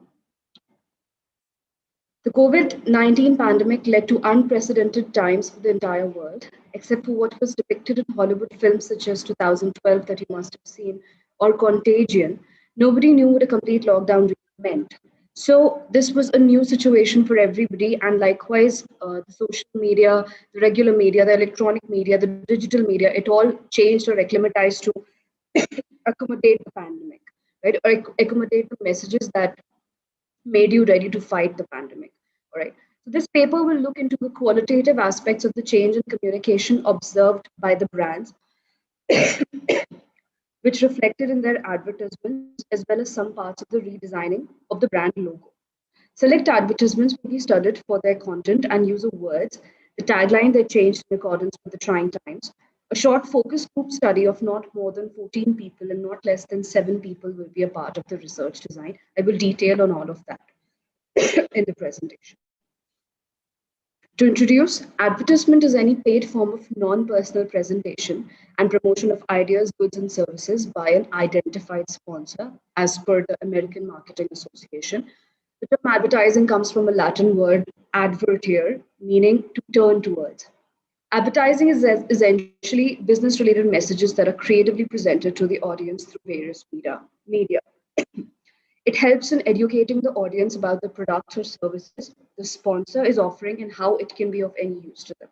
Features of the products are highlighted that make a mark on the potential customer. The sources of each of these information has been cited right under it. The literature. Several studies suggest that there is a significant association between marketing expenses and the turnover of the firms. Marketing expenses, however, comprise of several other things apart from advertising, such as publicity, promotion, outdoors, direct mail, and even the digital media. Studies additionally suggest that proper and strong advertising content may assist in fostering the reputation of a firm, which in turn will have an impact on the increase in volume of sales. It is further suggested that the medium of communication and the content of the communication can also lead to a strong brand recognition in the minds of the audience, leading to greater brand equity. This is, again, the source has been cited at the bottom. In a competitive market, customers have a plethora of options to choose from. Here, strong brand communication gains ground as it is essential to create an individual brand recognition in order to stay afloat once competitors. Although revisiting the key points of message and enhancing the overall brand communication is essential for any brand to stay relevant in the market and in the minds of the customers, both existing and potential. On the basis of this literature, and there are several others mentioned in the research paper, it is suggested that in order for a brand to stay relevant in the market and also in the minds of the audiences, they need to constantly acclimatize to the need of the hour. Pandemic was one such situation where changes had to be made in the way the brands used to communicate, also a lot in their logos. We'll take some of those. So as far as the methodology of this research is concerned, to understand how effective the change in communication strategy has been, a short focus group was organized. Since it was not possible to physically take the observations, the qualitative comments were recorded via Google Forms because this research was conducted while we were still in the lockdown, so we were not really allowed to interact with each other back then. Studies suggest that the ideal size of a focus group is 10 to 12 members for marketing research. Additionally, the professional age and working experience of the members of the focus group should be taken into consideration. Unlike the respondents of a survey, members of a focus group must have some area of expertise associated with the field of study. All of these factors were duly taken into consideration while designing the Google form, as well as choosing experts to answer it. I do understand that the focus group needs to be physically monitored, and the points need to be taken while all of them are sitting in one room talking. But then I had to do this on online platforms such as Google Meet and, if I'm not incorrect, Zoom. That's because physically we were not allowed to meet each other. The respondents were chosen carefully to ensure that there is a representation from the industry, preferably associated with the field of study, that is advertising and marketing and sales. On the other hand, it was also important to make sure that the representation isn't lopsided. So homemakers and students were also made a part of the focus group. Ma'am, you have 2 minutes left. Okay, so I'll quickly wind up. Yeah. So 20 people were targeted, keeping in mind their profiles, out of which only 11 could respond because all of the time had to be matched so that they could all sit down together and have a meeting and have a discussion from where I could take up pointers. So this is the profile of the people that were selected, that were a part of the focus group. And this is their detailed profile. So like I said, I had people from sales and marketing, people from people who were also homemakers, people who were assistant managers, human resource. There were students, some of them were students, and majorly everybody was from marketing. So when I asked them, did you see an advertisement recently that changed in response to COVID-19? Most of them said yes. There was only one person who said no because she did not have access to television or any other media for that matter. But then she somehow took the quiz and she also made out time so that she could be a part of my research. But then the only reason why she said she did not see a change of advertisement was because she was not following any media. Okay, so these are just some of the taglines that my respondents were able to recollect. I was able to record that and write that here uh, uh, for your benefit. So these are some of the taglines that made a mark on my audience. Life's good at home. Relax is just here because Corona was the name of a brand. And then not everybody remembered every single thing, but then Nandita told me that one of my respondents told me that KFC removed the tagline, it's finger licking good, because that had to comply with the COVID related measures. I will move on. A few of the cases that they talked a lot about, first of that was Corona. Because of its namesake and because of the brand identity that this beverage has, it led to decline in sales in some places, not everywhere, but in some places. In fact, even in India, if I'm not wrong, there is a case that I mentioned over here. There were unfounded rumors circulated by unknown sources, even in even in India, about the connection of the brand of pale lager with COVID-19 virus. Delhi High Court, however, in a judgment, barred all such connections and rumors. The citation has been given in the research paper in detail. This is the second one which they spoke regularly about. There were two reasons why Asian Paints came into the discussion several times. First, because it acclimatized very quickly and it spoke about safe painting services. And second, because it was also very kind to its employees during the lockdown. I think Asian Paints was one of the first companies that was able to uprise its employees, because of which it made a mark on my respondents, and they were talking about it. So I had to mention this particularly. In fact, there are 3 or 4 advertisements that I've mentioned in the research paper, which is only of Asian Paints, because, like I said, it made a lot, made a lot of difference. It made a lot of mark. Okay, so I'll move on. This was one message that came out very strongly, because there was a pizza delivery guy who had caught COVID, and because of his delivery, there were several people who were infected in a particular sector in Delhi. So this ad was, I think it was telecast and it was also sent across on social media, just to make sure that people do not completely stop buying pizza. Also, people were not completely convinced about buying from delivery boy or buying from sources that send delivery boys to their homes. But then still, I think this made a difference. If you look at this message, this is verbatim what appeared on television, social media, and on YouTube. This is, in fact, this is something that I've transcribed from one of the advertisements of Domino's and how it has changed. If you look at it, it says, "Hi, my name is Manoj. We at Domino's Pizza India are totally committed towards health and hygiene of our team members to ensure safe and quality food experience. My name is Chandra Prakash Verma. We are taking a new initiative. We are taking body temperature of all of our staff and tracking online with this new initiative of no contact delivery for customer safety, like I said, because there had been a case of contamination because of a delivery boy. When you choose this option in the app, we put the order in a paper bag and place the order on a safe surface outside the customer door. When we stand away to avoid any contact with the customer should pay online through app for a truly contact-free experience. So that is how the communication changed. Although, to tell you, as for what I researched, the case of contamination was because of a Pizza Hut delivery boy, if I'm not wrong.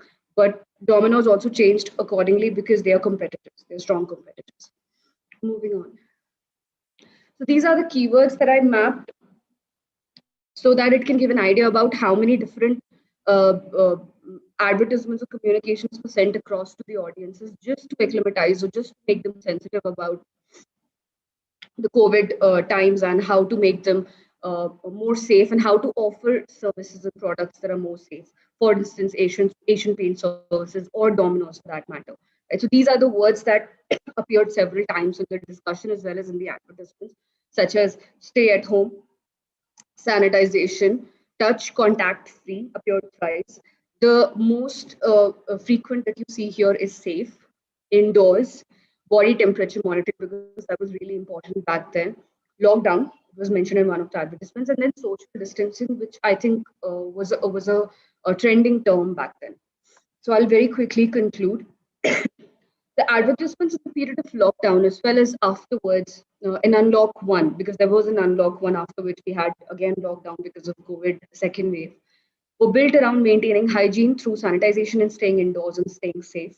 While nationalized banks offered moratoriums to help ease the process, media service industry extended deadlines of payments to enable people to continue to stay home without getting monotonous about it. Words and phrases such as social distancing, stay at home, sanitization, contact free, etc., were integral part of the communication of major brands in the period. Basis the inference of the focus group and the new line of advertisements, it is safe to conclude that the message spread by major brands was positive and informative, endorsing the value of maintaining social distance to break the contagion and stop the spread of COVID-19. Whether the brand could continue to provide service during lockdown, such as Asian Paints, or brands that suffered due to a single episode of contamination, such as Domino's, the message continued to be improvised to align with the Indian government's decision to impose or extend the economic lockdown. That'll be all. Thank you so much for listening patiently, and I would welcome questions now. Thank you, ma'am. Ma'am, you can ask questions. Yes, Nupur, thank you. I just want to ask one question, that how do you think this change is due to like the companies or want to increase their sales, or it is a part of the CSR, that is corporate social responsibility? Ma'am, if you ask me, I would say this is a part of their sales. This is to enhance their sales, and this is a part of their marketing strategy. As far as the CSR is concerned, I think there are separate activities, separate set of activities that that go into CSR. For instance, if they distributed sanitizers, or if they involved in distributing food to laborers or sending them home safely, or continuing to apprise their employees. So that would still, I think that would still count as CSR. But as far as the messages that are going across to the customers or the consumers, I would say it's a part of their marketing strategy. I mean, I think it has got little to do with the CSR. That's my opinion, though. All right. Thank you, Nupur. All right. Thank you so much. Thank you, ma'am. Next, I invite Amruta KJ to present his paper on self-censorship in online expression of political opinion, a study on the socio-demographic characteristics of young Facebook users.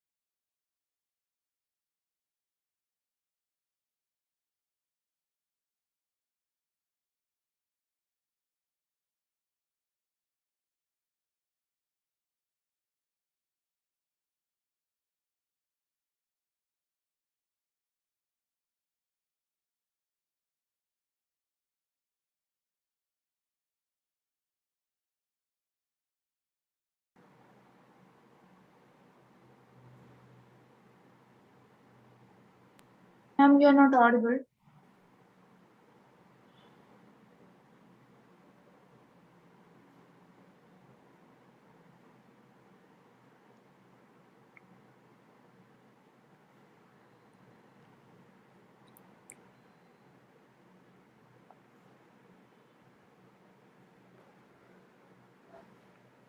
Who is the Hello, next Amrita. presenter? Could you try talking?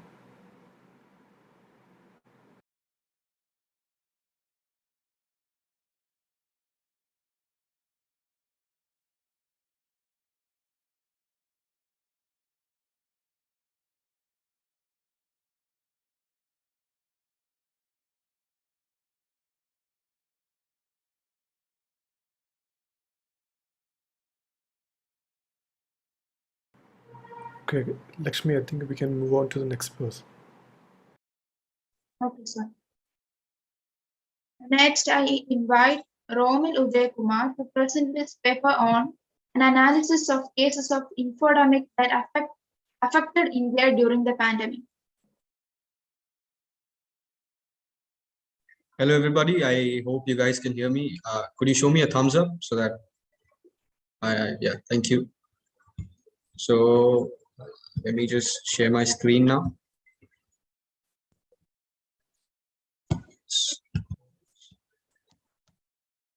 You guys can see my screen, don't you? Like, can you see it? Yes, yes. Sure. So, good afternoon, everybody. My name is Somil Uday Kumar TNV. I'm a student from Nagar College, Maranalloor, Trivandrum. So, I was attending this editing class and I came across a quote which said it was a cardinal sin in the past to do something forbidden, and it is a sin now to be boring. So I hope I don't bore you guys. So let's start with our topic, that is infodemic. So this is one of the topics that is not, talked about much. It is very new. It is just emerging now. And there are certain things that has to be taken notice of before talking about this. The objectives of this research was to analyze false news and rumors that were publicized during the pandemic, and each and every one of us have been baits of it.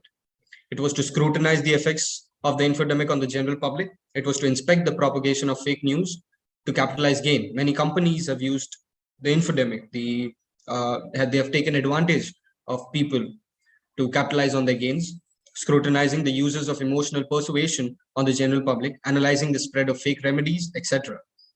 And to conduct this study, I've used a qualitative study that was undertaken using analyzation of collective case studies, which augmented the infodemic in the country. These incidents clarify the effects of falsifying or fabrication of information for societal unrest or other gains. So let's move on to a case number one. So what surprises me is this happened in the very heart of our country, Delhi. All India Hindu Mahasabha conducted a program, and they advertised it as a spiritual cleaning. They said that Gomutra, cow's urine, could spiritually clean you from the virus. And if you look closely, there's a picture of a demon who's spitting fire. So this is their version of Corona. They said that Corona was a demon sent from the heavens above to punish the non-vegetarians, the meat eaters. And you might think that this is such a silly thing to do. This is very silly, and this might have little or no repercussions at all. But I beg to differ. Many meat eaters were frowned upon. There were cases of aggressiveness towards them.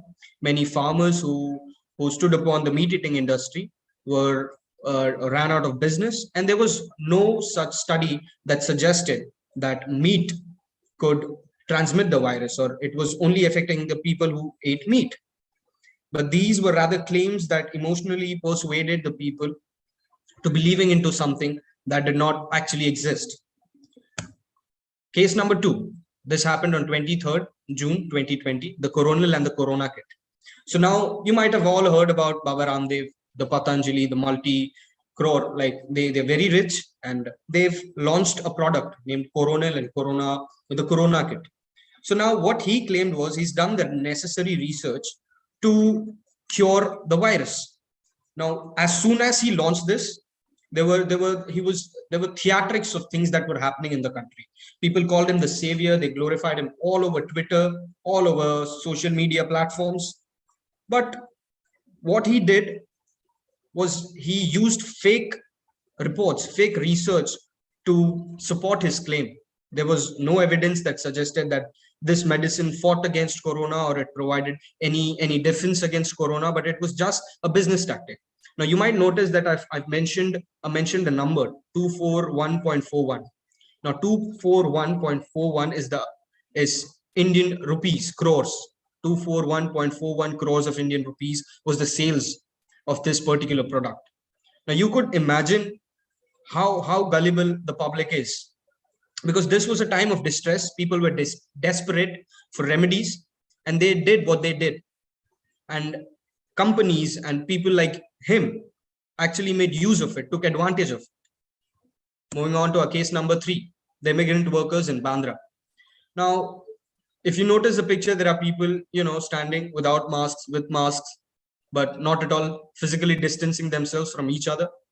Now, what happened is, in an afternoon on 14th April 2020, a lot of people gathered in Bandra in Maharashtra, and they were waiting for transportation services. Now, who gathered them there is a whole different story. Now, what happened is they got a WhatsApp text informing them to gather at the station, and that particular transportation arrangements were made for them to go from there to their hometowns.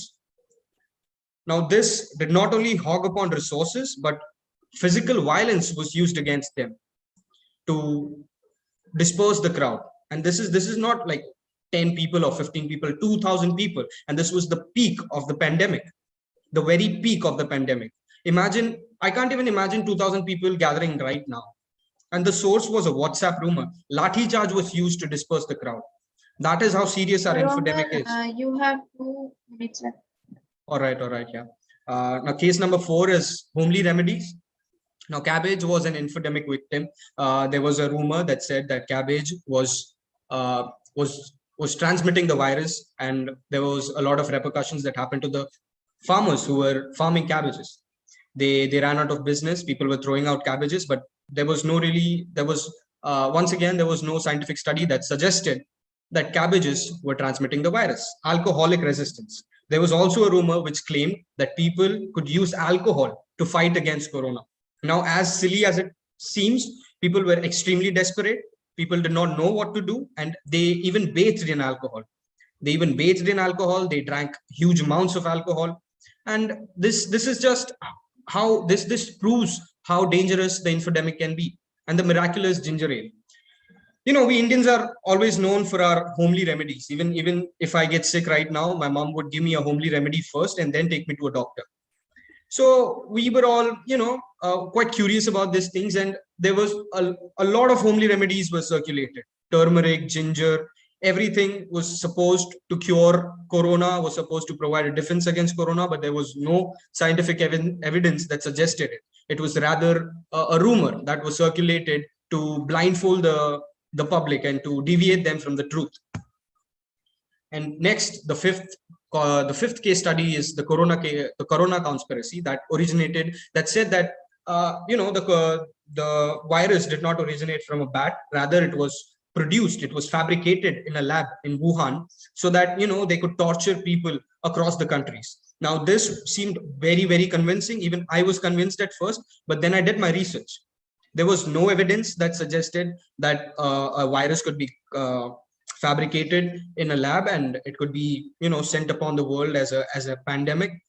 And the other thing is that the vandalism of 5G towers. They suggested that 5G towers were used to transmit the virus, but again, there was no evidence that suggested it. But even though people started vandalizing it, this proves that infodemic does not only cause social unrest, it could also block technological developments. All these conspiracies were later debunked, and it was proved to be false. Next, this graph shows the feelings that is associated to truth, the true news, and the false news. Surprise, disgust, and fear. This is used, fake news is used to incite surprise, disgust, fear, anger among the public. Rather, true news does not incite all these things. It gives information in a rather decent way.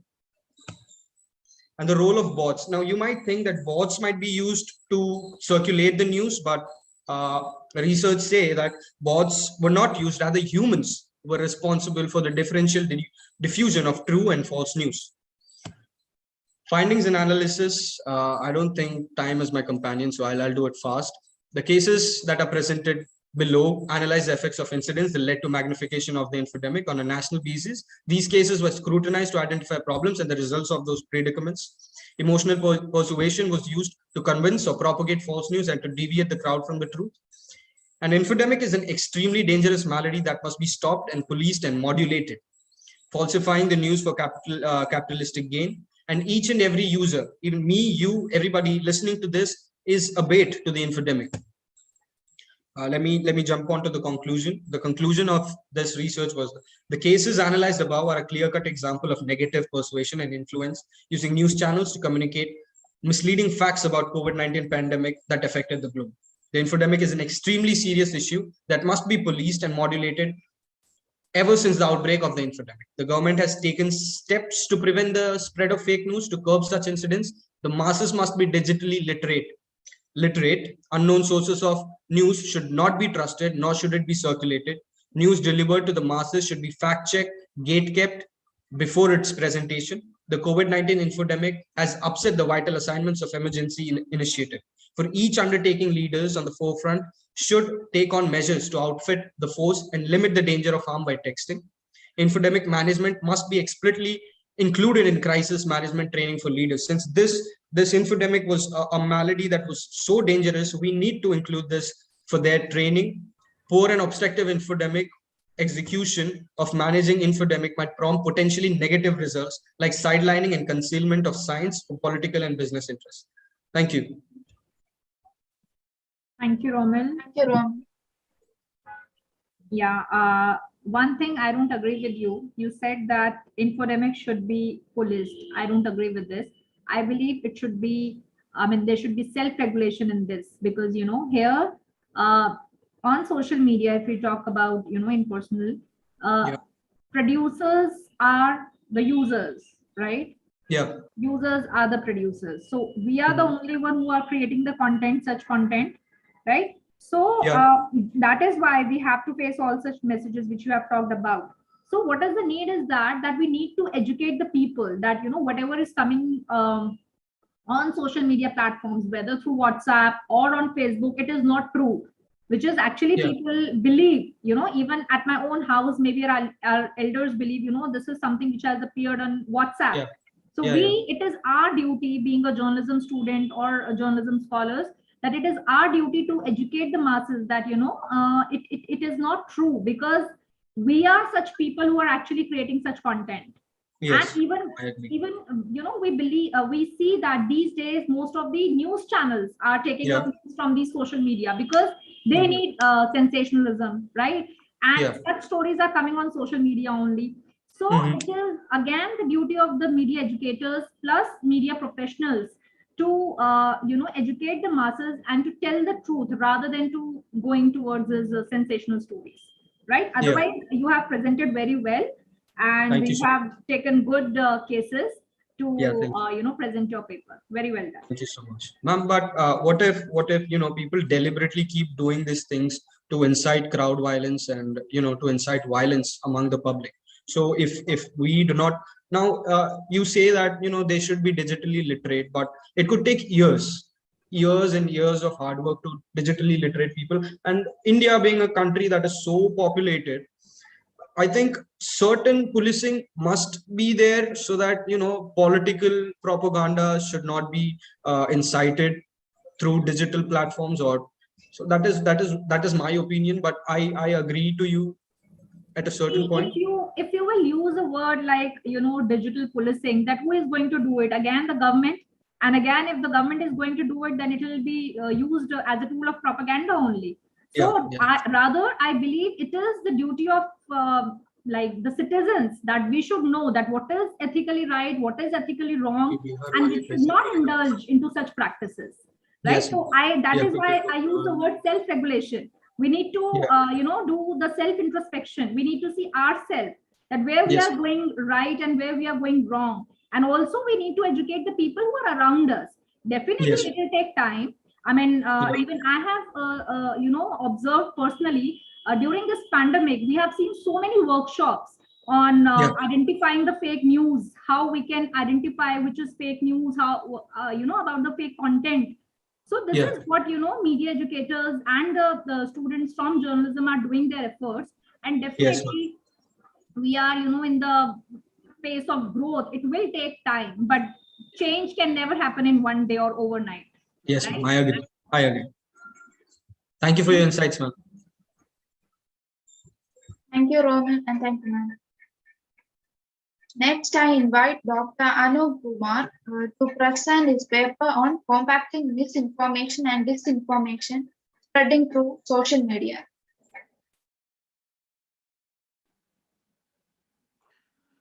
Thank you very much.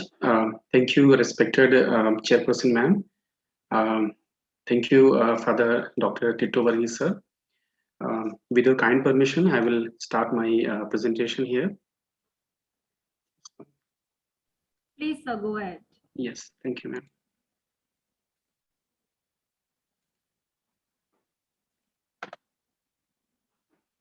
Yes.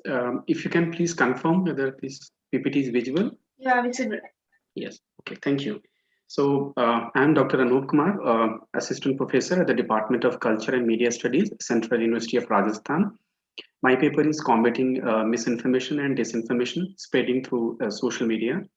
This is related to the last topic that I was listening.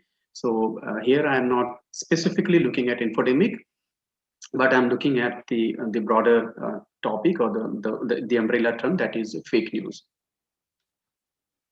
So the fake news is a serious concern for informed citizenry across societies. So Facebook, what it does, it distorts the true state of the world, and it disempowers people by providing them with misleading and false information. So according to Olcott and others, the diffusion of misinformation through social media is a potential threat to democracy and broader society. So I'll just go to here. Now, I will be using the fake news as a common term for misinformation and disinformation. And so this is a popular definition by Wardle and Eraction, that the misinformation is information that is false, but here we're not sure about the intent, to whether the intent is to harm someone or not. But in disinformation, the intent is, of course, it is to harm and deceive someone. So now, when we talk about the social media, now social media has become a very important source of news for people in today's context. So it is the social media platform where we exchange information, and we also use the same space for debating on various critical issues. But now this particular digital space it now has been plagued or badly impacted due to the fake news that is spreading here, and it's affecting our sense making abilities. So we have the empirical evidence from previous studies that have proved that social media platforms, they played important roles in affecting people's voting decisions and other kinds of decisions. So we have one study, one analysis from BuzzFeed News from Silverman that the top performing I mean the fake news stories, they actually outperform the news stories from trustworthy and mainstream news organizations during the 2016 US presidential election. And that's a very prominent example. So now it is this particular, against this particular background where the social media is a very important source of news. And now because the same platform is being used to disseminate fake stories and to deceive people, now it is the need of the hour. It is imperative to reduce the spread of fake news on this particular platform and reduce people's exposure to such kind of content. So given its major challenges for humanity or humankind, now all forms of misleading and false news stories, they need to be deterred on social media platform. So again, now this particular backdrop and drawing on the existing review of the literature, this paper attempts to understand why social media platforms, they are conducive to spread or dissemination of fake stories. And then further, here I have outlined some of the potential solutions that we can have here so that it can help in curbing the proliferation of fake stories on social media platforms. So first I'll discuss why it is conducive. So as this paper says that it is favorable, social media platforms provide favorable digital infrastructure for publishing and disseminating fake stories. And here also we have the empirical evidence from, this is a famous study by Olcott and Genskow. They found the evidence that social media platforms, they were key vector in the spread of fake news. And when we talk about the features of the social media, here we lack, I mean, the social media platforms, they lack in the adequate quality layers that is necessary for, I mean, checking whether there is objective reporters, whether there is in-depth analysis, and among others. I mean, and whether the stories are in public interest or not. Now, when it comes to the circulation of low credibility content, social bots, they are the automated profiles or accounts, they have been found to be manipulating this particular technology platform. So they play a very important role in amplifying the fake news stories. So there are two studies I have mentioned, Shao and others. They have, I mean, according to them, it is a super spreader. I mean, the social bots, they have been termed as the super spreader. And another study from Collins and others, they said that it is a catalyst, catalyst of generating and spreading low credibility content. So what it does, actually, the social bots, they make the stories, especially the fake news stories, go viral, and that will have again adverse impact on people. Again, when we talk about the social media platforms, two important features that are echo chambers and filter bubbles.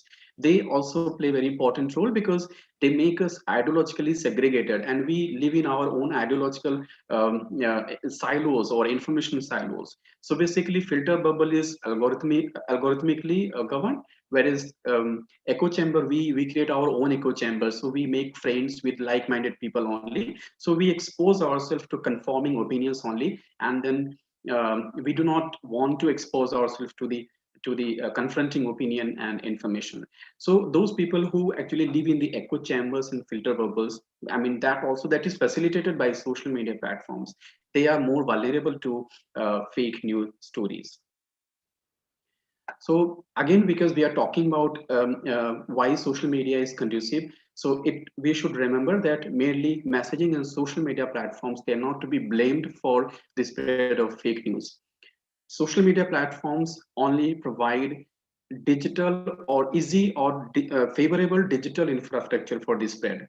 Now, these platforms are used, in fact, they are misused by malicious users for meeting their vested interest. So we can say that we are not going to blame the technology, this particular platform. Rather, it is these are the malicious users that they actually they misuse this particular platform for their interest. So now, because we have discussed what makes social media platforms vulnerable to the spread of fake news, I will be discussing some of the solutions here. So first solution that I have discussed here is the literacy initiatives. So media education and literacy initiatives, they are considered as the effective vaccines against this particular information disorder here. And what it does, it actually, the literacy in education, it will equip people with the necessary skills that are required for identifying the fake news, and it will empower us to make informed decisions here. So if we are literate, then we will become more skeptical, and we are insulated against the menace of fake news. And then we have the empirical studies, such as one is from Guess and others, and then we have another study from Syam and Nurami. They have provided positive and significant result that media and information literacy, they are very effective against the fake news. We can make people aware, and so that will help us in combating the fake news. So Syam and Nurami, they have suggested that social media literacy, it's a one form of the larger concept of the media and information literacy. So they said that it should be introduced as a compulsory subject at the university level education. And another, they said that these campaigns should be publicized through the various means of publicity and outreach communication. So another important suggestion or possible solution that I'm discussing here is the fact-checking communication. Fact-checking organizations in today's context, they are playing very important role. They provide the citizens with the fact-check stories and logical inferences.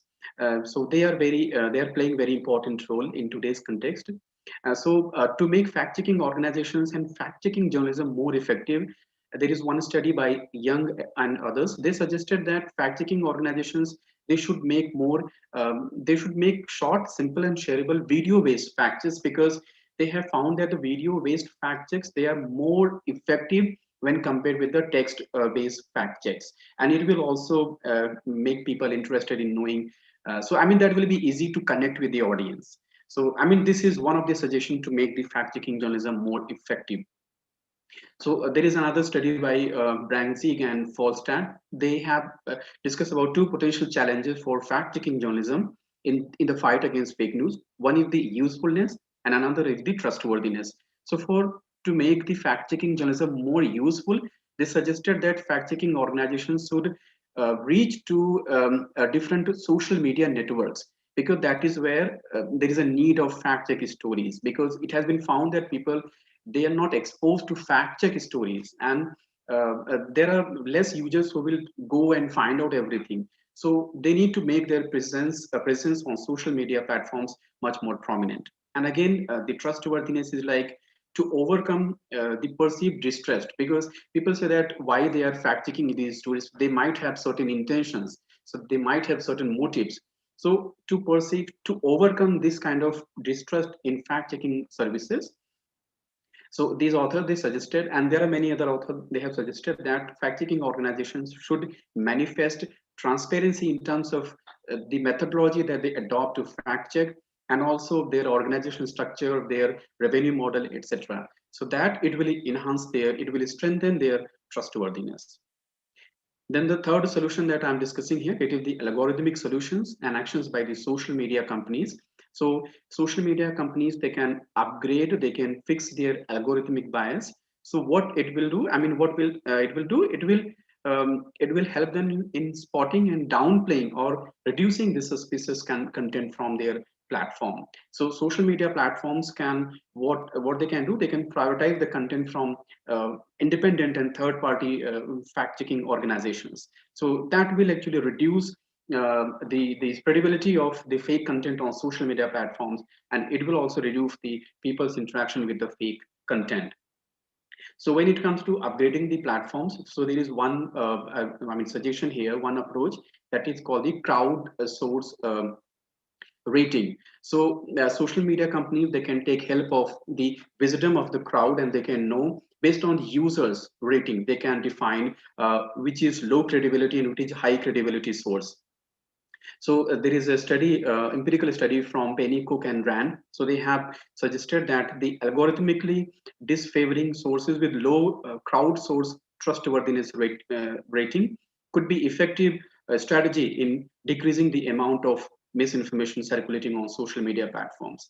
And also in a blog on, in a blog written for Facebook, Mosseri has informed that Facebook has already made it much easier for the users to report the content as false stories. And other social media platforms also, they are making it very easy for the people to report if they come across any suspicious content. And based on the users rating, they can actually they can reduce the visibility. Otherwise, if they have strong evidence, they can also take down the stories. So the last solution that I'm discussing here, it is the financial regulation. So it comes under the broader topic that is regulation, but I have not talked about the rules and regulations of different countries, because that will there will be a clash with the freedom of speech and expression. So I was not sure like whether to include or not, but in the umbrella term called regulation, I have touched upon the financial regulation. So like we say that the fake news is not fake when it comes to like if we look at the intentions, okay, because fake news is, of course it is there, but what it does, it actually, there are people who make money out of the fake news. So this is a real business that is taking place. So social media companies, what they can do, they can curtail the economic benefit behind the spread of fake news. So social media platforms, advertisers also, not only the platforms, social media platform, but we advertisers or advertising networks, they proactively, they need to counter the spreadability of fake news, and they need to promote the culture of rationality. So one should not give advertisement to the individuals or organizations who are involved in the spread of fake news. So these are some of the suggestions that I have discussed here. And final conclusion. So in this paper, this is a review paper. So here I have discussed like why social media is conducive to the spread of fake news. And again, some of the solutions that I have discussed here. So finally, like I argue here, this paper argues that there is a need to adopt multi-pronged approach to overcome the problem of misinformation and disinformation. So in addition to literacy and regulatory, especially the financial regulation, that kind of intervention. So there is a need of we can make a combination of manual fact checking as well as the automatic ways of curbing the fake news on social media platforms. So we need the manual fact checking also, because these automatic, the algorithms, they are not perfect. There is certain biasness in the algorithms. So we need the manual fact checking also. So overall, to conclude, we need a multifarious approach to combat the menace of fake news on social media platforms. Thank you very much. These are the references that have been quoted in this review paper. Thank you everyone for listening to the presentation. I will stop my presentation here. Thank you, Mr. Ranu. Your paper was morely based on secondary data. Yes. I hope you could add your own role to it in future so that Yes. you can enrich it. Yes, But one thing I would like to ask you, you talked about literacy. So Yes. I just want to know your opinion that how literacy can be done at mass level, especially in a country like India, where people have phones, but they don't know that what is fake news and what is real news. How literacy can be done? Okay. Thank you, ma'am. Again, this is a major challenge when it comes to making every people literate. So of course, I mean, we have many people who are already working on this topic. So one of the suggestions, like, we can introduce the media and information literacy. I mean, this is also already been taking place. So at the school level. So our children, they need to be, because they're spending a lot of time on mobile and the gadgets, and also they happen to use the social media platforms also. So we need to include in our curriculum here itself, and then at the university level. And of course, as you in the previous presentation you already talked about, there are many independent NGOs, organizations that are working for media and information literacy. So they are also conducting a lot of training programs with the civil society organizations. They are also conducting programs. I mean, the target is youth and women. So, I mean, we have to use all the means that we have. And I mean, we also need to have the network of the media educators, librarians, journalists, everyone. They have to play, they have their own role to play to make people media and information literate. So here, I mean, we cannot be dependent on a single approach here. So we need to take help from different sources, so that our people are literate enough, so that they do not fall prey to fake news. Thank you, ma'am. Right. Thank you so much. Thank you, ma'am. Thank you, sir. Thank you, ma'am. Angayar Karaksi J, who was supposed to present a paper titled on social media and storming of the US Capitol, an analysis of Twitter sentiment, informed that he won't be able to present. So I am going to the next presenter, Dr. Shiva Sadish Sharda, to present his paper on privacy and end-to-end encryption, the reflections of Pegasus intrusion.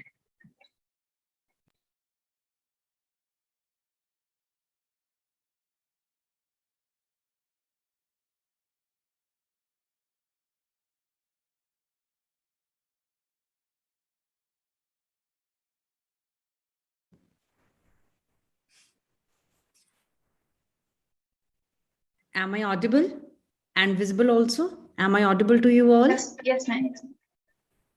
Just one second.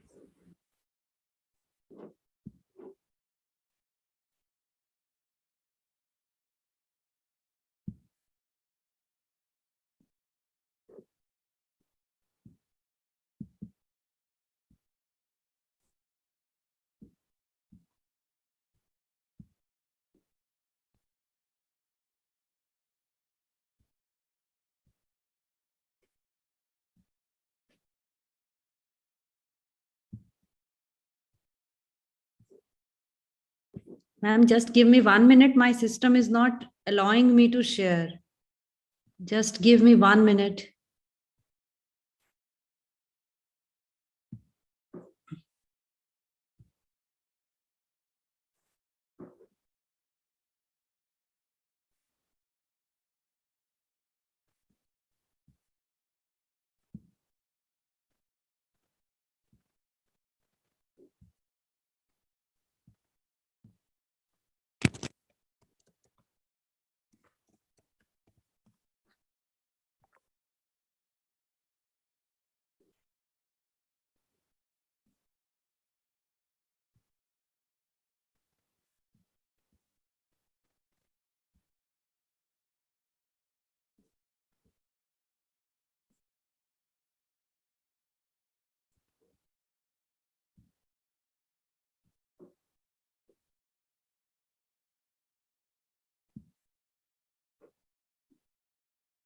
Yes, ma'am. Is my PPT visible now?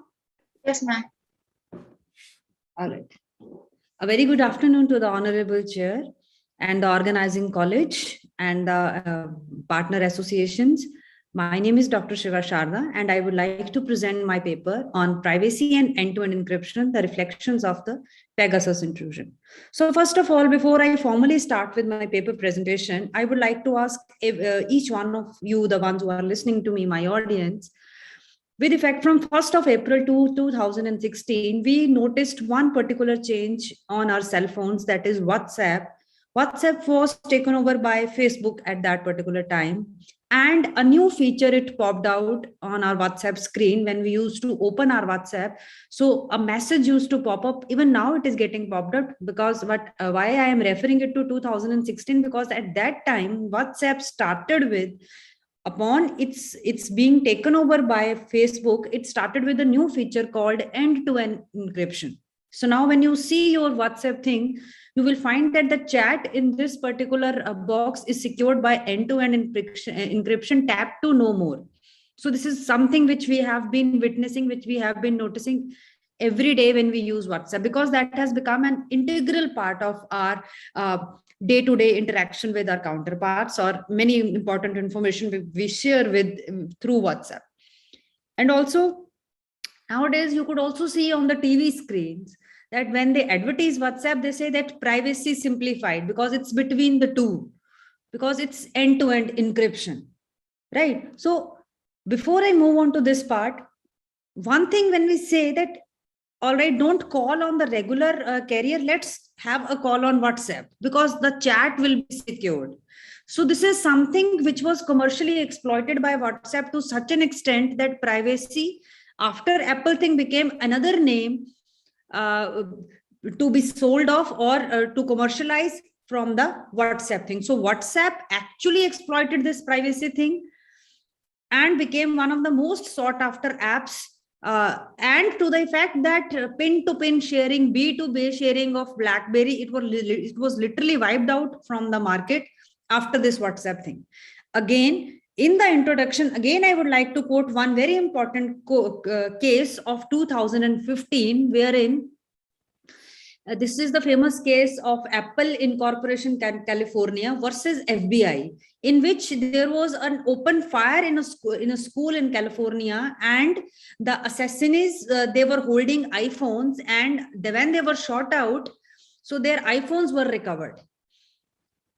And Apple was not ready to decrypt, or Apple was not ready to open the phone for the FBI, and they actually contested this thing up to the circuit court level in United States of America, wherein they said that privacy is our power and we cannot let it go, and upon only, even we are not aware that how to unlock and what is the password. So they did not unlock the iPhones which were recovered from the happening site. So my point of contention before I proceed with this thing is that at one point of time, we all realized that how important privacy is for all of us.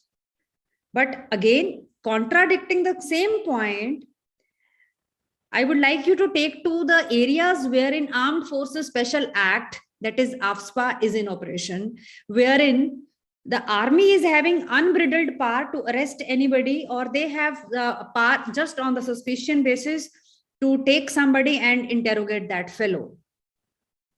Some years ago, there were instances of stone pelting in Kashmir.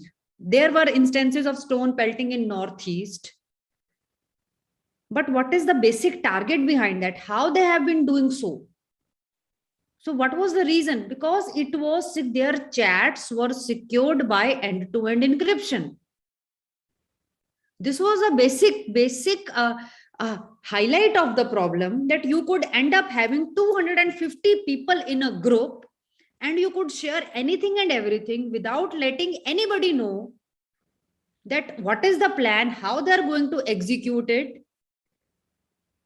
And in 2015-16 itself, this encryption policy making, it was introduced, and government came up with one encryption policy, that is 40-bit encryption. Nothing less than 40-bit encryption will be allowed, specifically in financial transactions.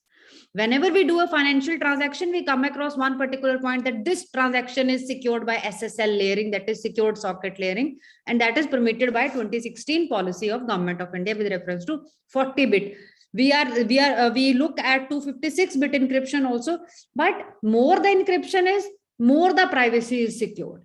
But the flip side of this is, when we were on the way to secure our financial data and when we were on the way to secure our privacy, some people were adversely using it.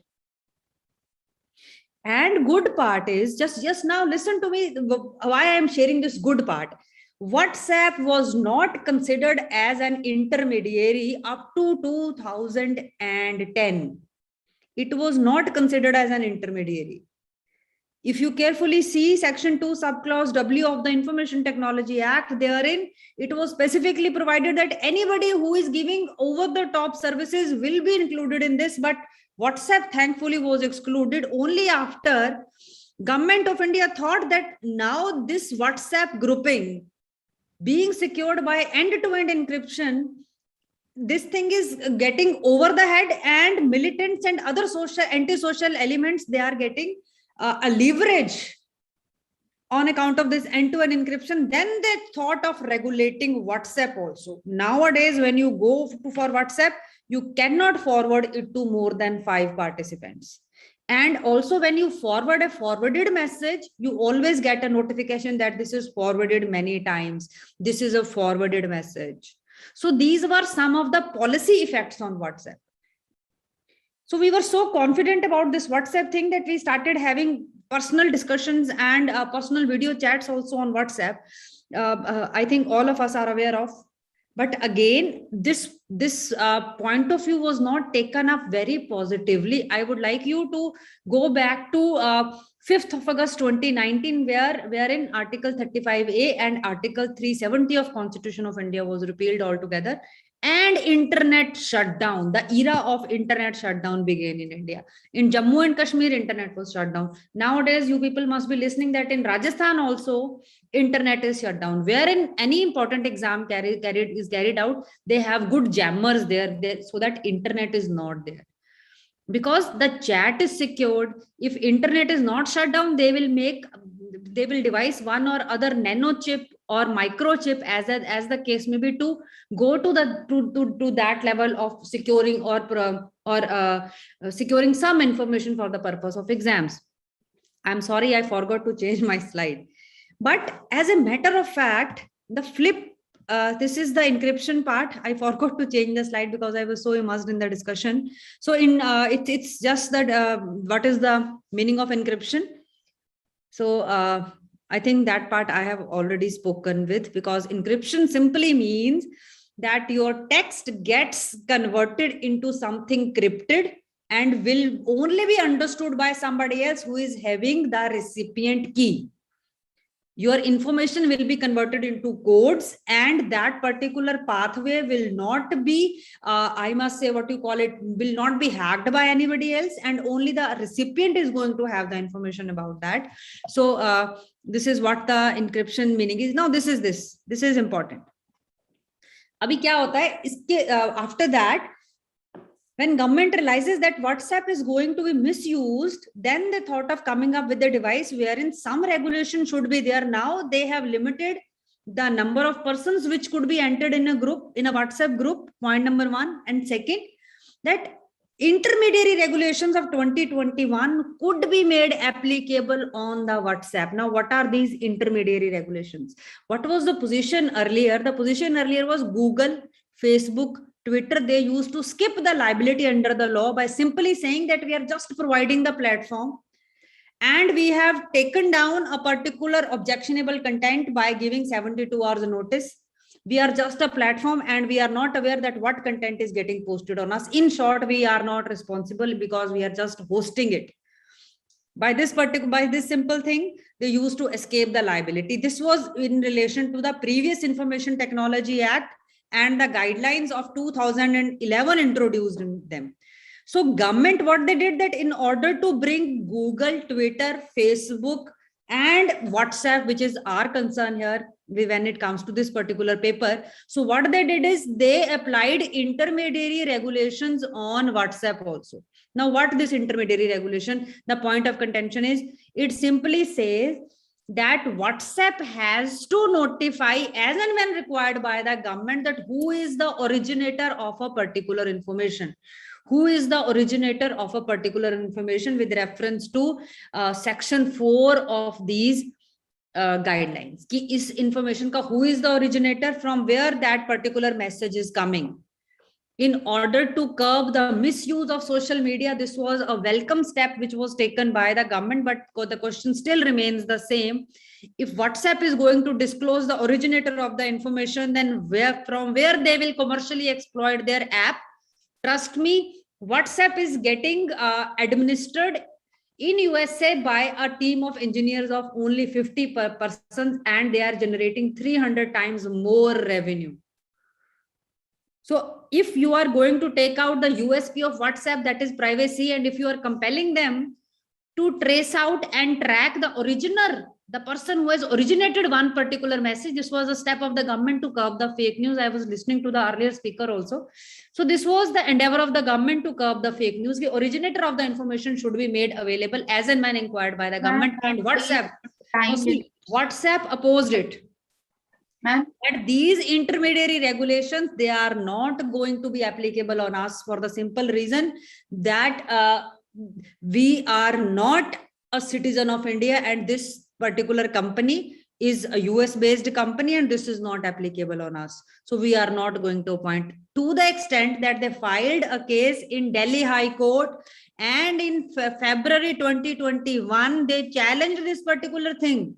They challenged the constitutional validity of subclause 4 of intermediary regulations of 2021, wherein they said that this is violating the right to privacy of the individual, and court within the fraction of a second dismissed that particular petition of WhatsApp, clearly mentioning that you are not a citizen of India. You do not have a right. Yes, please. Not the time limit. Okay. So this petition was dismissed, and WhatsApp is supposed to now share the originator, but they have simultaneously filed this petition in Supreme Court. Now I'll be coming to the second part of my presentation. I'll be cutting it short. So Pegasus, all of us must be aware of. Pegasus is an Israeli software developed, and this particular software, what it does, they have this particular way to launch a network injunction, wherein as and when the information is dispersed from a WhatsApp chat, as and when it becomes vulnerable, they attack on the user, and what they do is they get engaged without any click. So in a way, they have tried to make way for this end-to-end encryption, and the point of contention is that Pegasus is claiming that they have sold this software only to the governments, not to anybody else. However, a group of journalists in India, they gained access to 50,000 phone numbers that have been attacked and that have become the targets of this spyware. Abhi, the particular point that has been raised by the opposition parties, also the particular point that has been raised by the WhatsApp in the petition before the Supreme Court also, that if this software is sold only to the governments, then how come the private individuals, they are getting the access to the chats of Priyanka Gandhi, how they are getting the access to the chats of one IAS officer who was involved in the land grabbing scam in Gurugram, and n number of other issues that have been taken. So now my particular point is, if at one point of time WhatsApp is not ready to compromise on this privacy thing for the general good also, and they are not ready to appoint the grievance officer. Earlier there was no responsibility, हमें नहीं पता किसने upload कर दिया Twitter पे किसने. So now if they are not ready to have this thing, how come they are going to counter the intrusion of Pegasus in their so-called foolproof software 256-bit encryption as introduced by WhatsApp? Government needs to take a call that how to balance the right to privacy as propounded by or as propagated by WhatsApp, and how to balance an individual right when it comes to safety, and to what an extent governments claim to have the originator of the information. This is very important point. How to have the originator of the information balanced with the individual rights. So I leave my discussion and I leave my research paper with this thing, that government should come up with a way to balance it. Right. So we should be very careful when we share a chat and when we share a screenshot. We should be very, very careful, because from now onwards, if you are the administrator of a group which is sharing this kind of information, Section 6 subclause A of Indian Evidence Act could make you liable also for WhatsApp chats. At least, even if you are not made liable, you will have to face the minimum harassment of the police, as it could be seen in the R.M. Khan's case, as it could be seen in the Reha Chakrabarti's case, just the WhatsApp chats.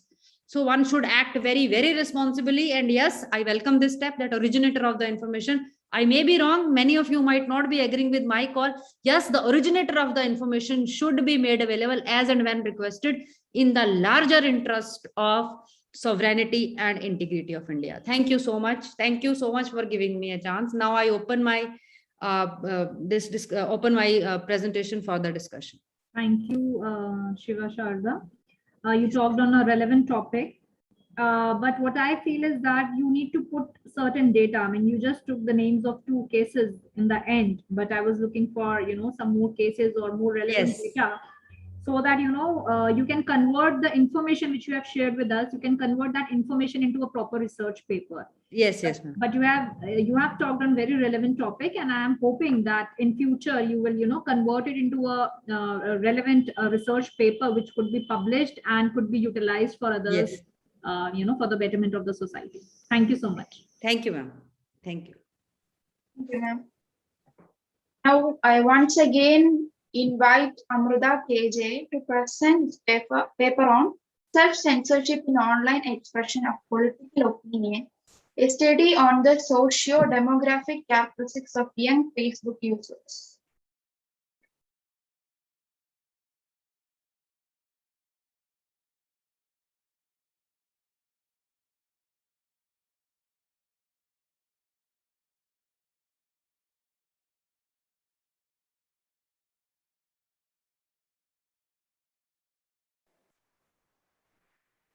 Sorry. Hope I am audible now. Yes, ma'am. Yes. Very good evening. Thank you for your patience. So, straightly going to my topic, self-censorship in online expression of political opinion, a study on socio-demographic characteristics of young Facebook users. I'm Amrita KJ. I'm currently pursuing my MPhil in Department of Journalism and Mass Communication, University of Calicut, Kerala. So, straightly going to the topic. So what is self-censorship? Self-censorship is an intentional and voluntary control or moderation of one's expression of one's opinion in the absence of a formal, systemic, organized gatekeeping. It is a common experience in online communication nowadays. So why we are taking this online communication or this digital media with this much importance is that unlike the traditional media, we know that the digital media opens up a virtual platform where people can look over an issue from all the possible perspectives and share their opinion without even being physically present. And it is this feature of digital media that has made the expression of political opinion much easier nowadays. However, some people seem reluctant to share their views online, or they moderate their expression of their opinion. This mode of self-censorship varies according to the context, issue, and the salience of the issue. The present study seeks to investigate the relationship between the socio-demographics of the user and the self-censorship of political opinion online. The study was conducted among young Facebook users in Kerala using quantitative methodology. Data was collected through online questionnaire, and it was subjected to appropriate statistical test. So before going to the primary research question, I collected the data from 217 respondents, 19 were excluded as their answers were found incomplete, and thus the sample size was reduced to 198. So this was the primary research question which we seeked, whether the socio-demographic factors affect the self-censoring of political opinion of people on Facebook. For this purpose, we took a self-censorship as a construct formed after three concepts: fear of isolation, opinion climate, and perception of privacy. Furthermore, for the purpose of materializing the primary research question, the following research hypothesis was set, which served as the guidelines for the entire study. Okay, and the general hypothesis was users' demographic variables are likely to have significant association with self-censorship online. That was again divided into four specific hypotheses. Where we see whether the user's gender is likely to have significant association with self-censorship online, whether the educational qualification, occupation, and political affiliation status of the user is having a significant association with self-censorship online. The data was collected through survey method. For this, an online questionnaire was administered among Facebook users of age group 18 to 40. Purposive sampling method was used to find out the qualified sample. That is, to qualify as a respondent, one has to be a Facebook user of age group 18 to 40 who acknowledges political posts. And coming to the socio-demographic patterns, socio-demographics included the study in the study are gender, education, occupation, and political affiliation status. Now we shall quickly look how we measured or how we determined that variables. Gender was determined in 3 levels: male, female, and other gender. However, the representation of the other gender is nil. Education included 2 levels: up to graduation and graduation and above. Sorry. Student, private sector, and public sector, and self-employed were the occupational statuses included in the study. Then political affiliation status of the user was measured as a yes or no question. The self-censorship, as I said earlier, or self-censorship was measured as a construct composite of 3 concepts: fear of isolation, opinion climate, and perception of privacy. The basis of such a selection of concept is the mass communication theory, Spiral of Silence by Elizabeth Noel Newman. And going straight into the fear of isolation. In the present study, fear of isolation, as we are talking about the digital media, we measured the fear of isolation in the digital world. That was measured as a score of both status expected outcome and social expected outcome. Further, the score was the sum of 10 statements, 4 from status expected outcome and 6 from social expected outcome, with 5 response choices: strongly agree, agree, neutral, disagree, and strongly disagree. And what is status expected outcome? It is or status incentives. It refers to the expectation of some people securing a rank or position among others, which offers some certain privileges. That was determined with the help of 4 statements. Social motivation. All this, both the status and social expected outcome that was put forth by Bandura. Social motivations are set of values given by people to others' perception of them on their behavior. That was measured with the help of 6 statements. Then going to this opinion climate, in online network studies, in online network studies. Please not the time limit. Okay. In online network, studies suggest that those individuals who perceive heterogeneity from majority in social networking sites are reluctant to share political comments due to the possible negative consequences. Opinion climate is measured with the help of 3 statements with 5 responses: always, very often, sometimes, rarely, and never. In coming to the perception of privacy, dissolution of boundaries between private and public spaces of social media demands a behavioral adjustment from the part of a person who uses it, and thus perception of privacy was measured with the help of 3 statements: each with responses always, very often, sometimes, rarely, and never.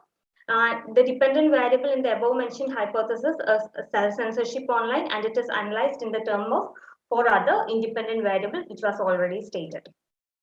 And going to the sample profile, of the entire sample of 198 respondents, 50.5 were male and 49.5 were female. Analyzing the educational qualification, as said, there were 2 levels, up to graduation and graduation and above. 7.1 were qualified up to graduation, and the rest 92.9 were graduates and above and also pursued their education above graduation. And coming to the occupation status of the entire sample was divided into 4 categories.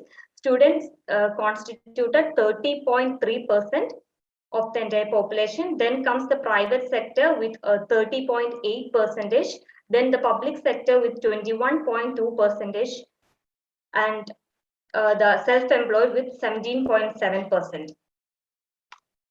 And 72.7% was has marked their political affiliation status yes, and 27.3% has marked no for the same question.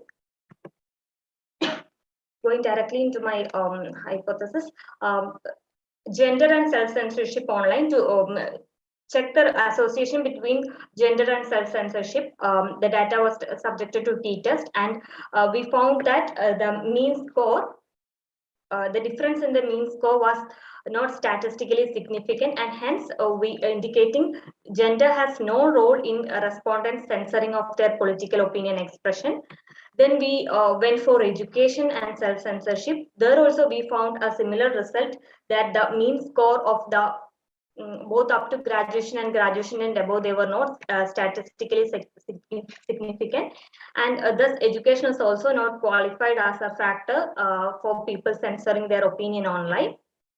Then coming to occupation, we have occupation as a significant factor for people censoring their opinion, as our statistical result is less than the p-value 0.05, and thus we can say occupation is a determining factor for seeking the answer to the question why people are censoring their opinion. Then coming to political affiliation status, there also we can find that the value we got is slightly higher than 0.05. Hence, although that is a slight difference, we didn't take political affiliation status as a determining factor. Then quoting Newman, people's willingness to speak out varies with characteristics such as age, gender, education, income, residence, etc. However, in the present study, not all socio-demographic variables exhibit association with self-censorship online. As said earlier, results shown in table 2, table 3, and table 5, that is gender, education, and political affiliation status, offers no explanation for self-censorship online. On contrary to this, occupation, that the results shown in table 4 showcases a significant association with the self-censorship online. The overall findings suggest the need of examination of other individual level characteristics related to Facebook use, say posting frequency, posting behavior, to determine the reasons for self-censorship. Thank you. That's all.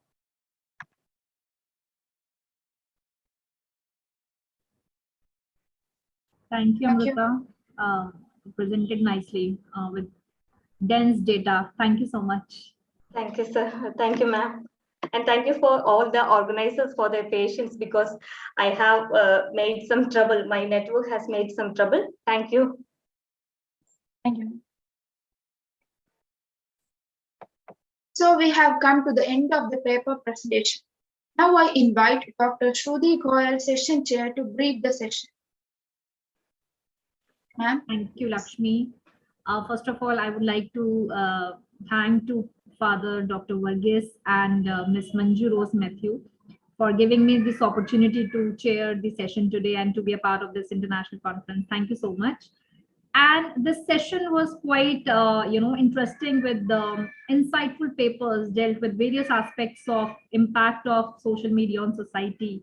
And I'm glad that I got to hear, so many interesting topics like binge watching. Then we had how social media is giving a platform to internet celebrities. I got to know about the Facebook algorithms and fake news and many more. So I really congratulate to all the presenters. You performed very well, and congratulate once again for contributing into the media research. Also, I would like to congratulate to the entire team of Media Studies Department, Nagar College, for organizing such a wonderful international conference. Thank you so much. Thank you, ma'am. This session ends here. Presenters, please note that we will be announcing the best paper presentation tomorrow at the end of the session by Dr. Monisa Khadri, and I request all to join tomorrow's session. Thank you all for joining the fourth session of the day 2 of the Impetus 2021 3-day online international conference on social media and developing societies, emerging trends, platforms, impact and digital citizenship, organized by Department of Media Studies and IQAC, Nagar College, Kerala, India. Next session is anchored by Jennifer Roland, and I hand over to her. Thank you very much.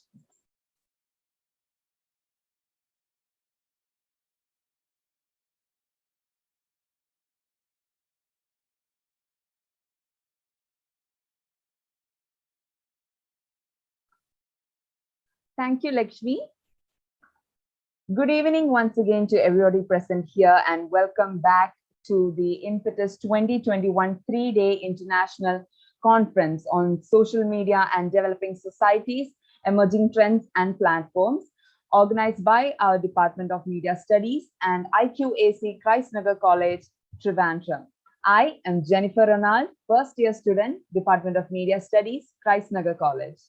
Now we have an expert session by Professor Muhammad Abdul Zahir, co-founder of Artificial Intelligence, Journalism for Research and Forecasting, and CEO of Dubai-based Artificial Intelligence Journalism World Forum. The session will be followed by a question-answer session, so participants can post their questions in the Mentimeter. Link will be posted in the comment box below. Now, I would like to invite Meenu PK, Assistant Professor, Department of Media Studies, Nagar College, Trivandrum, to introduce the speakers.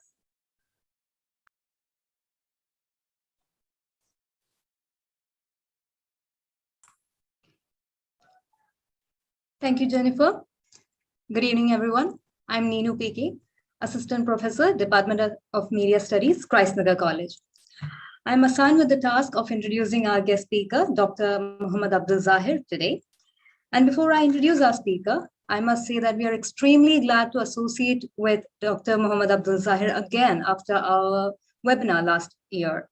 And I'm looking forward, and we are looking forward to, to collaborate in the future for a training program, most probably. So without much delay, I'll jump onto my task assigned. Dr. Muhammad Abdul Zahir is the co-founder of Artificial Intelligence Journalism for Research and Forecasting, a think tank established in the United Arab Emirates in November 2018. He's the president of the Global Artificial Intelligence Journalism Index, which measures, tracks, and visualizes how media companies use AI journalism technologies in producing, publishing, and promoting content. He's also the CEO of Dubai-based Artificial Intelligence Journalism World Forum, a platform which seeks to explore the era of AI journalism and 7G journalism by presenting real experiences for international media in the use of AI technologies. It was in his book, Artificial Intelligence Journalism, the 4I IR and Media Reconstructing, that Dr. Abdul Zahir pioneered the concept of AI journalism and defined its relationship to the fourth and fifth industrial revolutions. He holds a PhD in mobile applications development and artificial intelligence in intelligence government services. Dr. Abdul Zahir has conceptualized and defined 7G journalism, a new era in developing, upgrading, and reconstructing of the media industry, fully compatible with the techniques of the fifth industrial revolution, whereby media institutions disappear in their traditional form and turn into millions of information centers that cover everywhere around the world.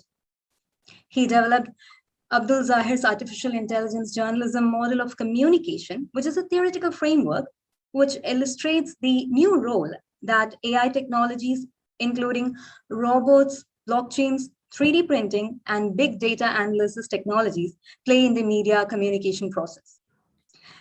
Dr. Mohammed Abdul Zahir has more than 20 years of media experience in both English and Arabic, not only as a journalist, but also as an editor and trainer with global organizations, including BBC World Service, the United Nations, the Financial Times Group, and Thomson Reuters. He's an advisory board member at the College of Media and Mass Communication, American University in the Emirates. His body of work spans over 80 papers and reports, both in English and Arabic, in media studies and AI journalism, and 10 books on media and AI. I must also mention that Dr. Mohammed Abdul Zahir was the winner of CFA Institute's 2016 Middle East Financial Journalism Award, which acknowledges journalists' contribution towards the advancement of knowledge about the GCC's finance and investment sector. In the same year, he received an award from US Arab Radio for his role in training young journalists, expanding US Arab Radio's reach into the Middle East and connecting Middle Eastern journalists with North American audiences. It is indeed an honor to have Dr. Mohammed Abdul Zahir as the expert speaker of the session. And without much delay, I invite Dr. Mohammed Abdul Zahir for the expert session. Thank you so much. Hello, I think you can hear me. Thank you so much, Neo, for this great introduction. I can't introduce myself like you did, actually.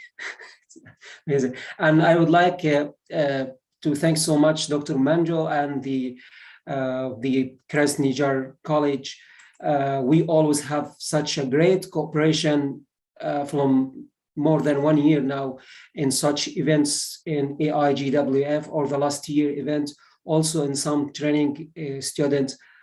I know Dr. Manju, she has a very massive activities around the world and bringing good people to the college. So I feel very pleasure to be part of this event this year. And when Dr. Manju talked with me last week, I thought it will be like a panel discussion. So I didn't imagine that I have to present all this kind of 1.5 hour or something, but alhamdulillah, I have some new ideas. We will discuss, we will collaborate together in that. Yes, first of all, I'd like to thank you for this kind of 3 days conference and international speakers and very unique content you are presenting, even in social media or AI or traditional media. That's really great, especially covering MENA and Asia and international standard as well. Today, I'll try to add something related to AI and media, artificial intelligence journalism, how it will be future, and what kind of new concept or new, let's say, new revolution we will face adapting to the AI or the fourth industrial revolution technology. Sharing my screen.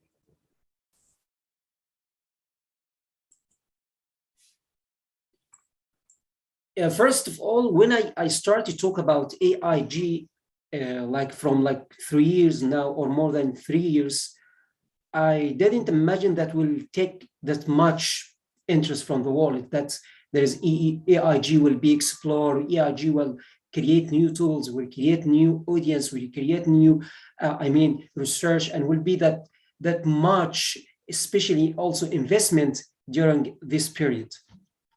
So when I speak AIG, artificial intelligence journalism, I mean that how media will take all benefits, how media will use all the fourth industrial revolution tools and get it inside, merge in channels, merge in message, merge in communicator, merge in deliverable person. So how could we apply, how could we rely on artificial and the fourth industrial revolutions technologies, and the fifth, maybe later, if we, after like 10 years, there is a fifth industrial revolution, will create new tools and new solutions on new technologies, how we can merge this kind of technologies in media, even this kind of soft technology, or we can say hard technology.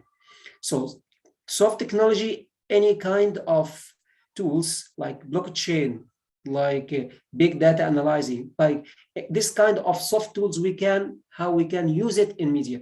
And the hard tools or the hard technologies, we can say like drones, we can use like 3D printing. So this is kind of tool that we can touch, we can see, we say this is hard tools of artificial intelligence journalism.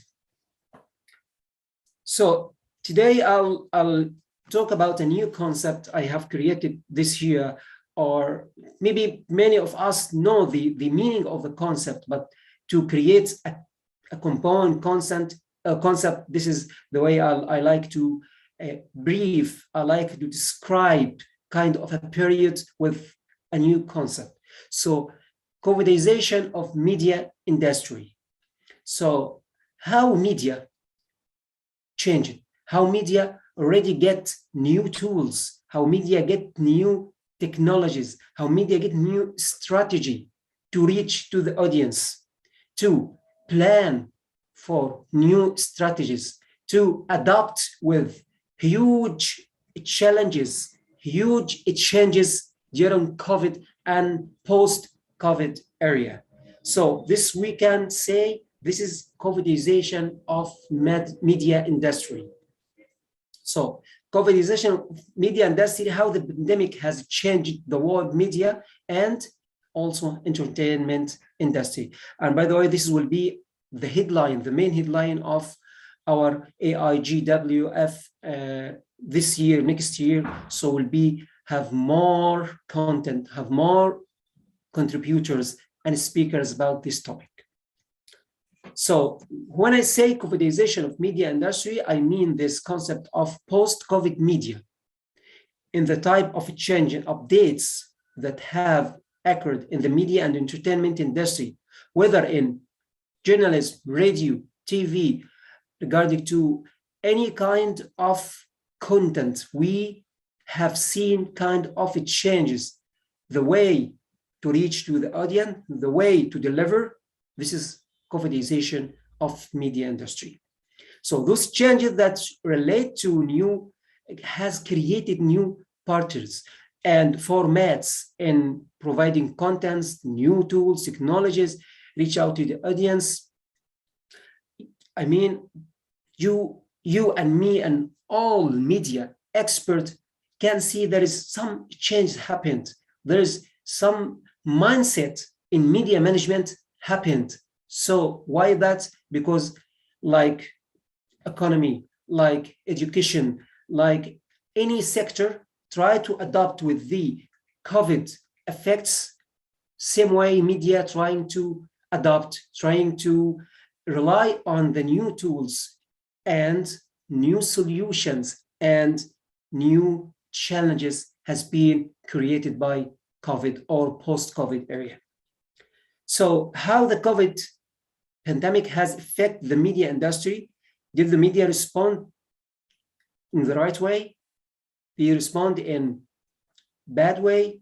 The bad effect, the right effect, the solutions, the challenges that again, this is the COVIDization of media industry. So if we're gonna talk about COVIDization of media industry, I'll say there is like 4 pillars, we have seen this kind of changes has directly created, like create new format, new patterns in the media contents. We see that. I'll explain later. Second, create new tools, new solutions for media challenges, channels, media challenge, media, mass media communication. We have seen new tools has been used to reach to the audience during COVID. Third pillar is realizing new rules and new responsibilities for media. Yes, we can say some of media, TV channels, news portals, they have created new functions, new rules to reach to the audience and analyze anything about COVID that in that period. The fourth one is upgrading skills of media communicator and content creator. We can see many people, they are not a journalist, but just they are media, I say content creator. They upgraded their skills in another level to reach to the target audience. So this is part 4 pillars, part of COVIDization of media industry. I'm going to start about the new formats, the new partners in the media contents. We can say that the COVID-19 has created new challenges in consumer behavior that require global media companies to focus on the new digital business module, such as VOD content. If you can see that VOD content has they have gained a great interest, profit. The last 2 years, it's like more than 300% profit they have gained comparing to like 2019 or 2017. Subscriptions, leverage direct relation with consumers and content rather than playing it solely on advertising.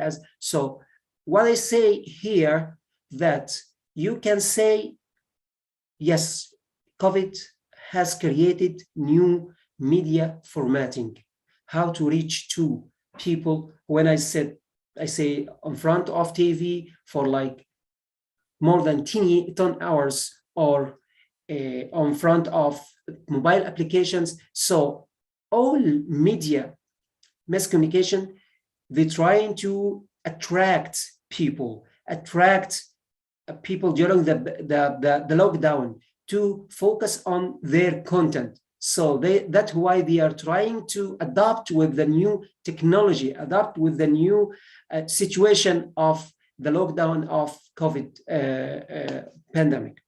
If there is an example, like if we see Netflix have gained more than 26 million additional subscribers. So in less than 1 year, we have gained 26 million subscribers, new subscribers. And the first two quarter, it means like less than 6 months, which was like 28 million new subscribers. Another big player in like Disney also platform, they have gained like 24 million subscribers, if we see. So you can see Netflix, Disney, Google, any kind of portals who responsible to create media content, they start to gain new subscribers. They start to gain new content lover. So how they are create this, I see this profit, how they create this kind of new audience and track them to their platform. This is the new format we created to deliver the content to them. Second, creating new tools, solutions for media channels.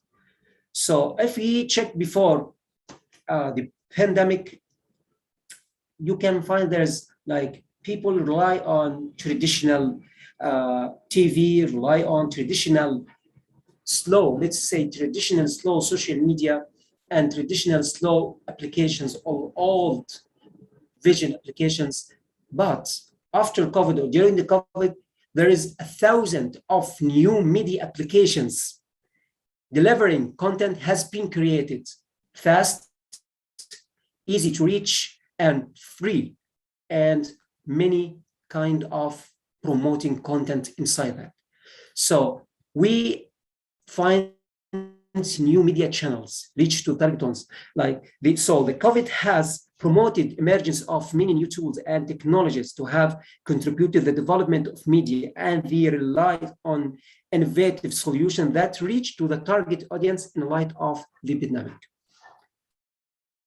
For example, if we say raising use of the Compit data consumer with many customers, not only this, also the cloud data, also how many people, or not only people, but in government level, in company level, in individual level, all of us start to rely on the cloud to save our content, to put our favorite media content and release and store. So the cloud has been used heavily during this the COVID, and also after the COVID and the COVIDization of media industry. So this, we already has find new tools and solution for the media channels. Oh, sorry. Third one is upgrading the skills of media communicator and content creator. This is very normal. You have new technology, you have new channels, you have new solutions, you have a creative content. So you have to get a creative person, creative contractor, media journalist who create this kind of content, also who has the ability to responsible of this kind of content reach out to the target audience. And this publisher also stop to support mental health, like the new, if we're gonna talk about the new media rules, for me, it's getting very strange for me that like WHO or other international, international organization, they are asking about, please media try to be more effective, try to be a really effective rule in the pandemic.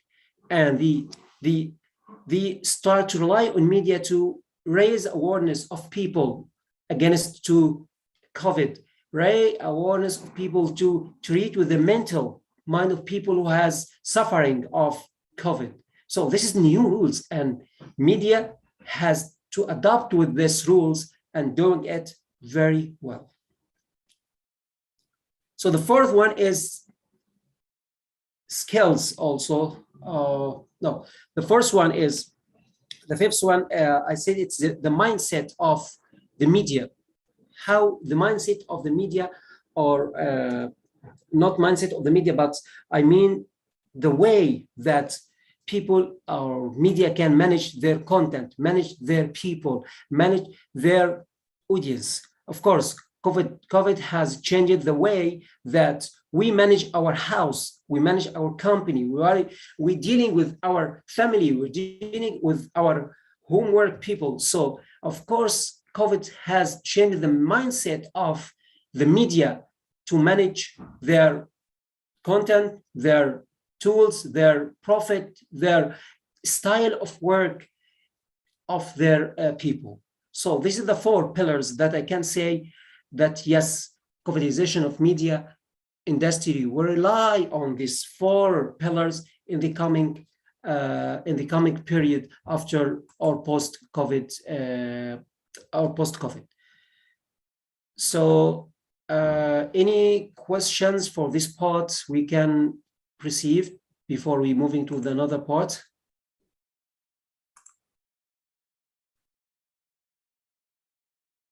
Dr. Nuya, any questions? Okay. We'll have the question answer session towards the end of the entire session, sir. Okay, no worries, perfect. Thank you. So now I'll shift to another part. It's very important for us. How we can see covidization of media, how we can see the future of media in covidization of media era. So there's four pillars or four results of covidization of media industry. One part of related to the media channel, one part related to content, third to the target audience, fourth mindset of people who manage the media. First, I like to talk about the target audience because in our media academic study and the target audience or the audience here, the master of the content, who can control the content, who will affect on media, affect on journalists to deliver kind of content. So how covidization of media or how COVID era has effect on our target audience.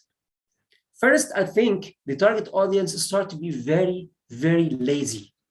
He just personalize his favorite content in his apps, in his mobile phone, in his social media, in his personal laptop, and he expected every content just automatically come to him. So I can say that's kind of educational rule for the target audience start to be very, very strong from the media. Media start to educate him everything and help him to be active. Even you find during the pandemic, many more than I count them, many, 10,000 applications only for home gym and for home wellness. So to teach people, to guide them how to move from your couch, through your application, through your mobile phone, just move from couch and go to gym, do any exercise in home. So the target audience start to be very lazy in different levels. One of them is how to create content, how to get his own content. He just personalize favorite, and he just expect that morning when he is open his app or open his channel, everything he wants is coming directly. And if it doesn't, he can shift to another. So the behavior of the target audience start to shift to another area, start to be affected. So the media in the covidization of media, they have to understand their audience, how they reach to him, and what kind of content they have to give. So this part.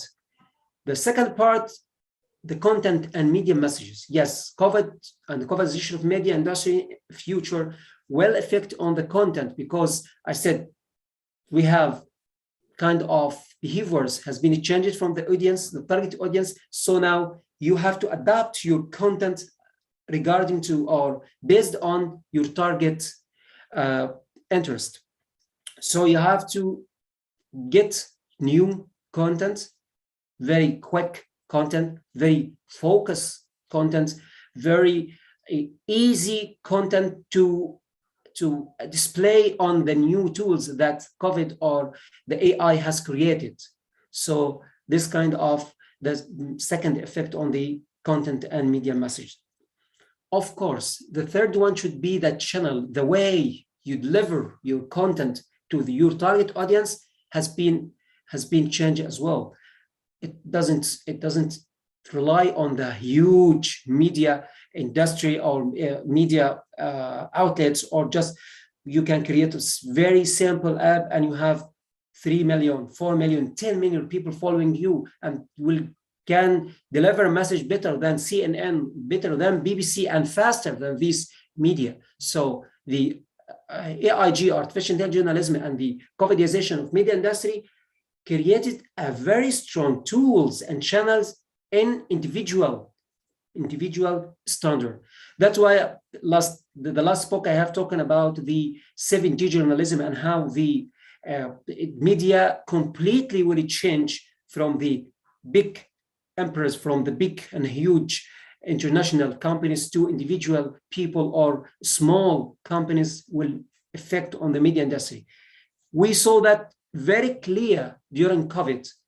Many people just create a very simple app and get more than 10 million subscribers, and they can affect on India, in Egypt, in GCC, in America, in UK.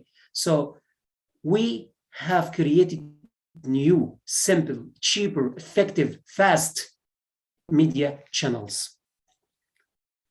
The fourth results on the mindset. We talk about mindset of the media management, how has been changed. Yes, they should upgrade their tools, their human talents, their skills according to the changes around the world. Don't just stay and say, okay, we work on this way is very effective during 19th or the early 2000s. No, you have to change your mindset in the future. What kind of media tools we have gained, you have to adapt with the AIG, bring new technology in AI, bring new technology of the fourth industrial revolution, merge them in your message, merge them in your journalists, train them, make a change in the what we say dynamic human skill, the new concept as well. Big change in your media team. So you have to change your mindset according to the new target audience behavior, according to the new content and message, and also according to the media channel. I would like to give an example. Yesterday, I think many of you has read a news story about Tesla. And they have, I think they have lost more than $50 billion yesterday because of one tweet. The owner say, I'm thinking, just he said, I'm thinking to sell 10% of my share in the company. Suddenly, after a couple of hours, Tesla stock market has been fall down. They lose $50 billion in just a couple of hours because of one tweet.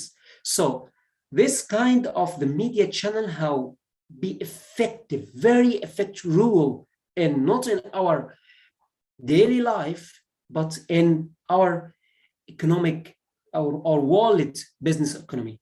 So this is the strengths of media or channels has been created in AIG or covidization of media industry. Also, if we're gonna check another example, what Facebook, they have changed to Metaverse, and now they are trying to use all of AI technologies to create a new empire of a wallet.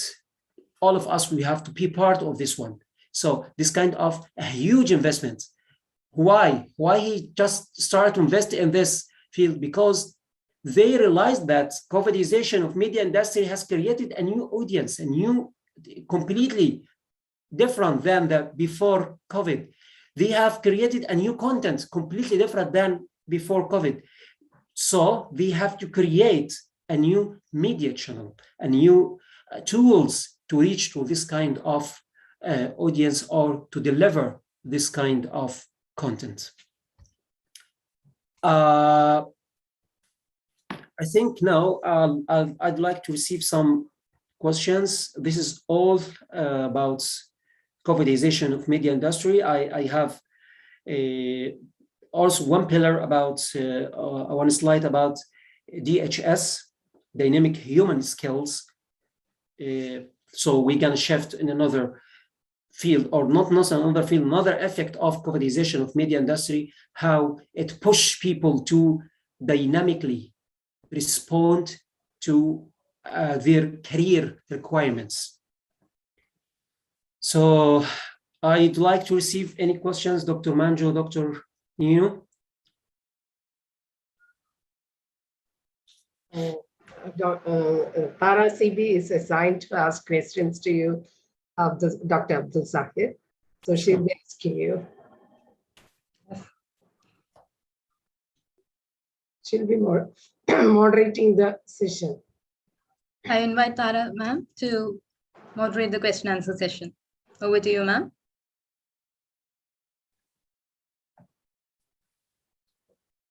So, shall I complete or somebody will ask? Tara, ma'am, will ask you, sir. Okay, she's sure. here. So it's Tara Ravishankar from Department of Media Studies, Chrysler College, Trivandrum. Let me share my question. This is the first question. The metaverse will allow consumers to connect with one another in a virtual reality world, allowing them to talk and experience the content they read together. How this will impact media industry? Yes, this is a very good question. I have give it an example. Yeah, once we're gonna talk about like metaverse and how the effect on the media industry, now they're creating their own media worlds that we have to create kind of content which we should adapt to the audience who will be part of the metaverse or the wallet that they created. So will affect in the content they create, will affect in the audience style, and just not, it will create a very, very active audience who is enjoying the message, or he is has ability to part of this world because he likes, because he is very focused when he go to inside. It's completely different than I'm just sitting on and my application and I can hear when I'm driving or no. He forces you to be very focused audience, very focused and participate of the media content they are delivering. So this is about people. Also, will it change what? Will it change on the huge, and I think tomorrow you will find a very unique news delivered through metaverse. You will find reports, you will find kind of a huge promotion campaign. You will find more effective events around the world, like people who couldn't ever meet, they can meet in one room and we have a very successful event and we are very focused and etc. So I think tomorrow Twitter will do something same. Google will move forward something same, or to compete, because any entertainment or any company has not changed and adapted with this kind of change, they will lose, they will disappear. So Twitter will take a very fast step. Google, Netflix, and many of these media portals, they will lead also like Facebook or like metaverse did. Move to our next question. Here is the next question.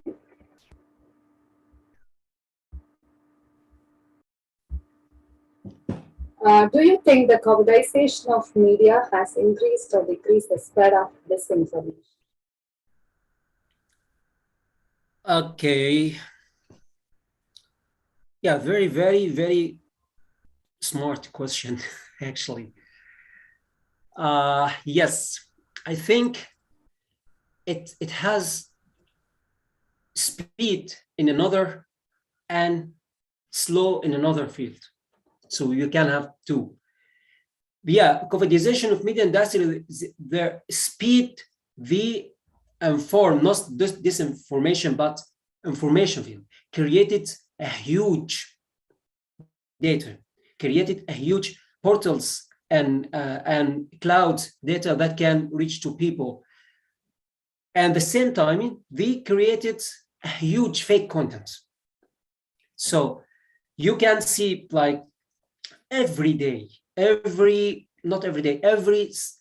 second in the world, that's WHO or the huge organization, they are warning people, believe this one is false content, don't follow this one, this false content. That. So people start to, or media or individual people start to generate a very huge of false content or fake content. And the other side, these companies, media companies, or this also start to analyze this kind of fake content and create the right content. So it works in both sides. And end of the day, it creates a huge and big data, even it's fake or even true. Let's move to our next question. Here's the next question. How can we upskill the large mass of media industry workers to adapt?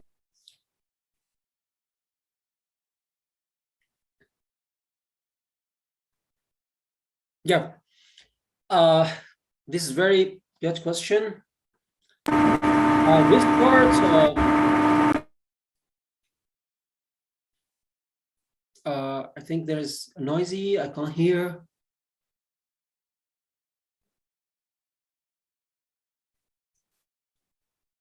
Yeah, now I can. Okay. Should I repeat the question? No, I'll sort. Perfect. And I like the way your display question written and so people can understand. So this kind of a new concept, if you're gonna see that I have created, say, DHS, Dynamic Human Skills. What does it mean? This concept means that how people during COVID, many of them have lost their jobs. But at the same time, many of them has gained new jobs, has gained new money, a lot of money, has gained new tasks. So what happened? Even the pandemic has hated many sectors, but people in the same sectors, in the same sector, some people gain a lot of money and some people lose and stay at home. Why? Why that? The main answer is DHS. DHS, how to dynamically, you and me and your company, your country, your government, your sector, move forwards according to the market requirements. Let's explain it for individual. Say I'm worker as like a marketing director. I'm working only on the face-to-face marketing and interview people and present to them to my goods or my services. But once the lockdown, I can't go, I can't meet any people.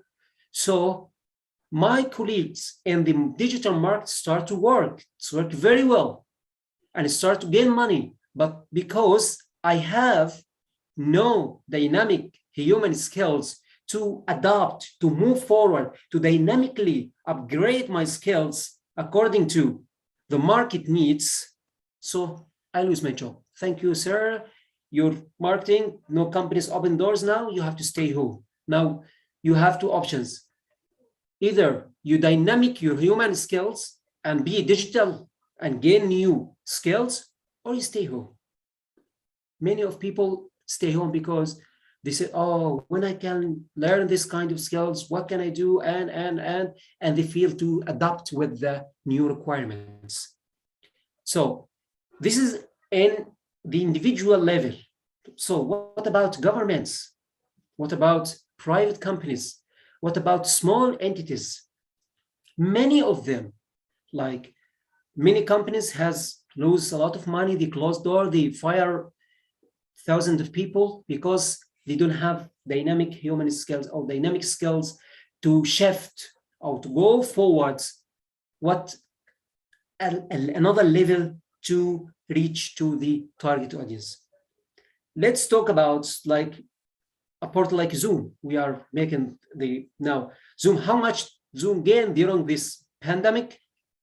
Billions of dollars, because they are start to adapt with the new requires of people and go forward and okay, look at Skype. Skype, it's like now, I think I'm using Skype from 20 years now, or 15 years, 19 years, same concept, has no dynamic skills to move forward, to make like Skype meeting, to make like, and so it lose a lot of money, and there's new companies came and replace and gain money. Also, check for the governments. Many of the governments, like Malaysian, like Denmark, like Emirates here, they are very smart to adapt to the new changes, and they have a quick and fast changes according to the new pandemic situation. So they manage the pandemic very carefully, very well, and they gain profits. So that what I say is the DHC, if individual or company or also in government. The same concept we can say in the media industry. There is many of media outlets created new tools.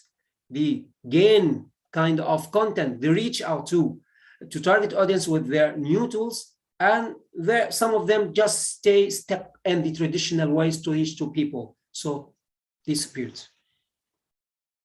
I think next question is something associated with this particular question, which we have already answered.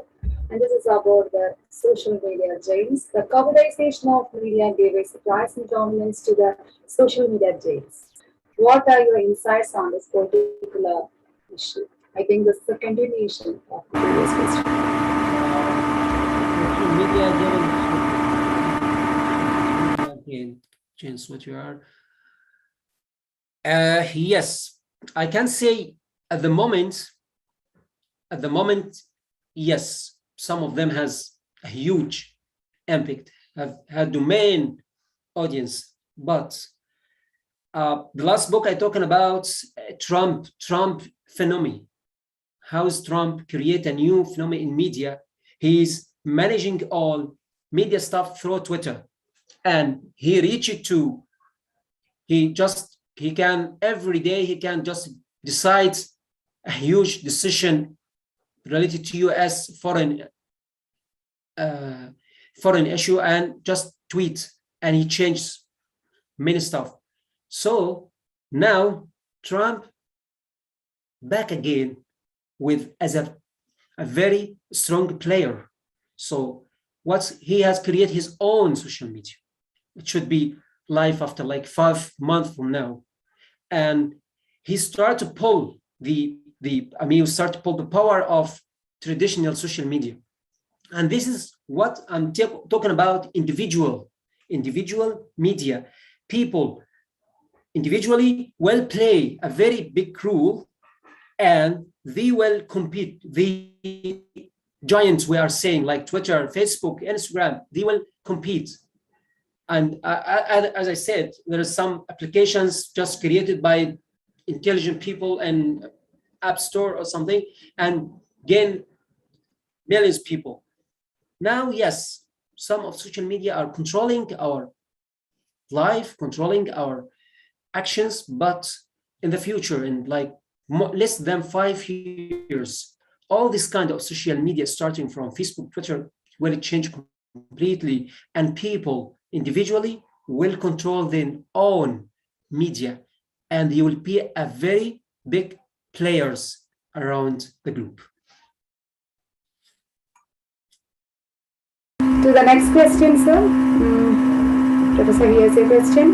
What are the steps to be taken to protect the sovereignty if the country question came on YouTube comments? What are the steps to be taken for protecting this? Okay. I have talking about this points like 1 year or 1.5 years before that. The gatekeeper that we study in our media, that's the gatekeeper power, will accordingly reducing and going slow because of AI tools will control the content. We reach out to the target audience in any kind of country. So as the fourth industrial revolution and the AI technologies creating new tools and new solutions to help us, to help other people to deliver their content, let's say a limited content to a limited people in a limited area with less or with limit countries control. Yeah, there is new tools has been created and is still developing in AI that they can control the content coming through this machines or this kind of AI technologies. So the AIG, it's also increasing in investment in government, how they control the big data, how they control the open source of information, which is flowing huge information to their people.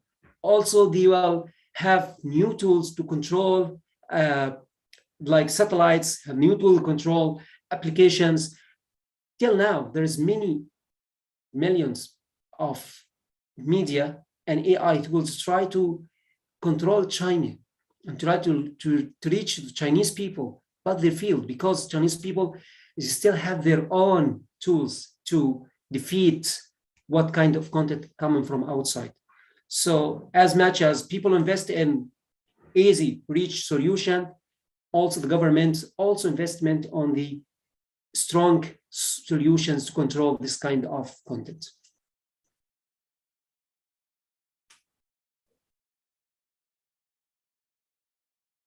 Next, please. Yeah, you can see the next question, sir. The Covidization of media heavily depend on new technologies and AI. But how can this be effective for third world countries who aren't that technologically advanced? Okay, this concept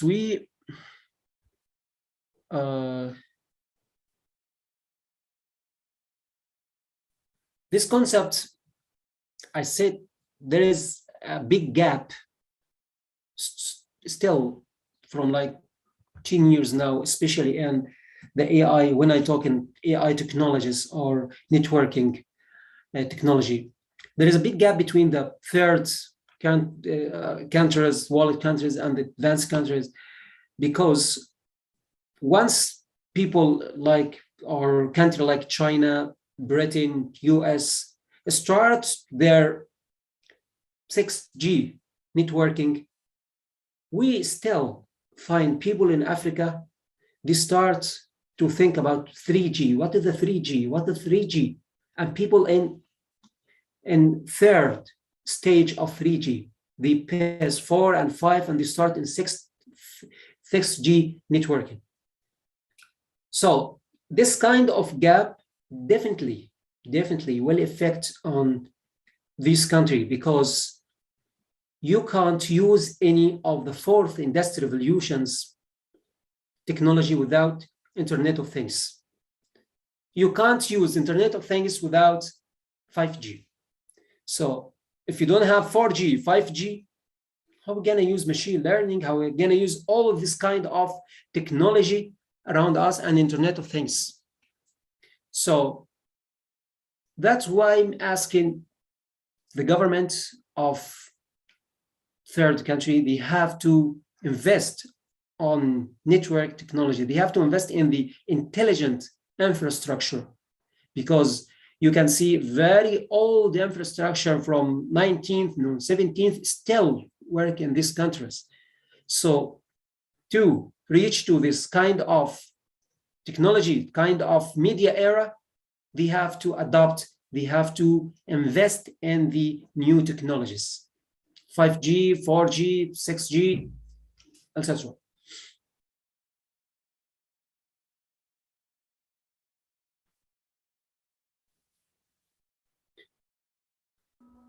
Moderator to because of the audio disturbance, and she said. Sorry, sir, I'm back. No worries, no worries. I'm enjoying your questions very well.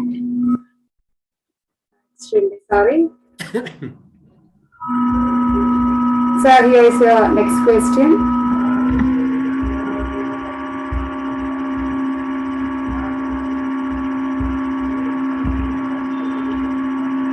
How can journalists update their skills in the aftermath of COVID? I think how they can update, that is what they want to know. Okay, not only journalists, but also any professional, any career, how they adapt with the new technologies.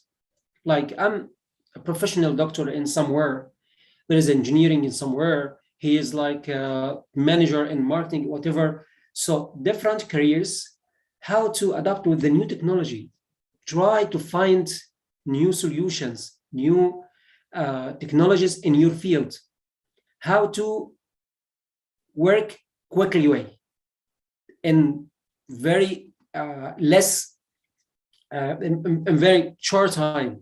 So if I say I'm a journalist, yes, you are a journalist, try to find how to analyze data, how to use machine learning, how to use robotization of marketing to analyze your audience and to reach to your target audience, how to use the blockchain news and against to the fake content, how to use, this is how many technologies that the fourth industrial revolution give it to you to accelerate your deliverable of your message, to get less cost in your media strategy and media processing.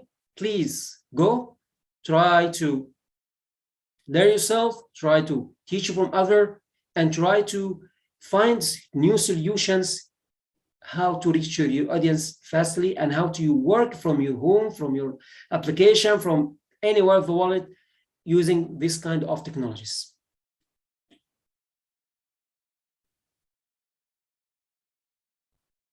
Here comes the last question. Yes, please.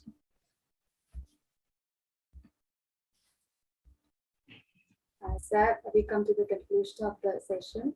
So thank you for answering all the questions, sir. Anyway, that was a very wonderful session, and you give good insights into AI journalism, and that will be beneficial for our students and the whole participants. My pleasure. Thank you so much, Tara. Thank you, Neo, and thank you, Dr. Manju. It was a great and my pleasure to be part of this awesome event. Thank you so much. I have a lovely day.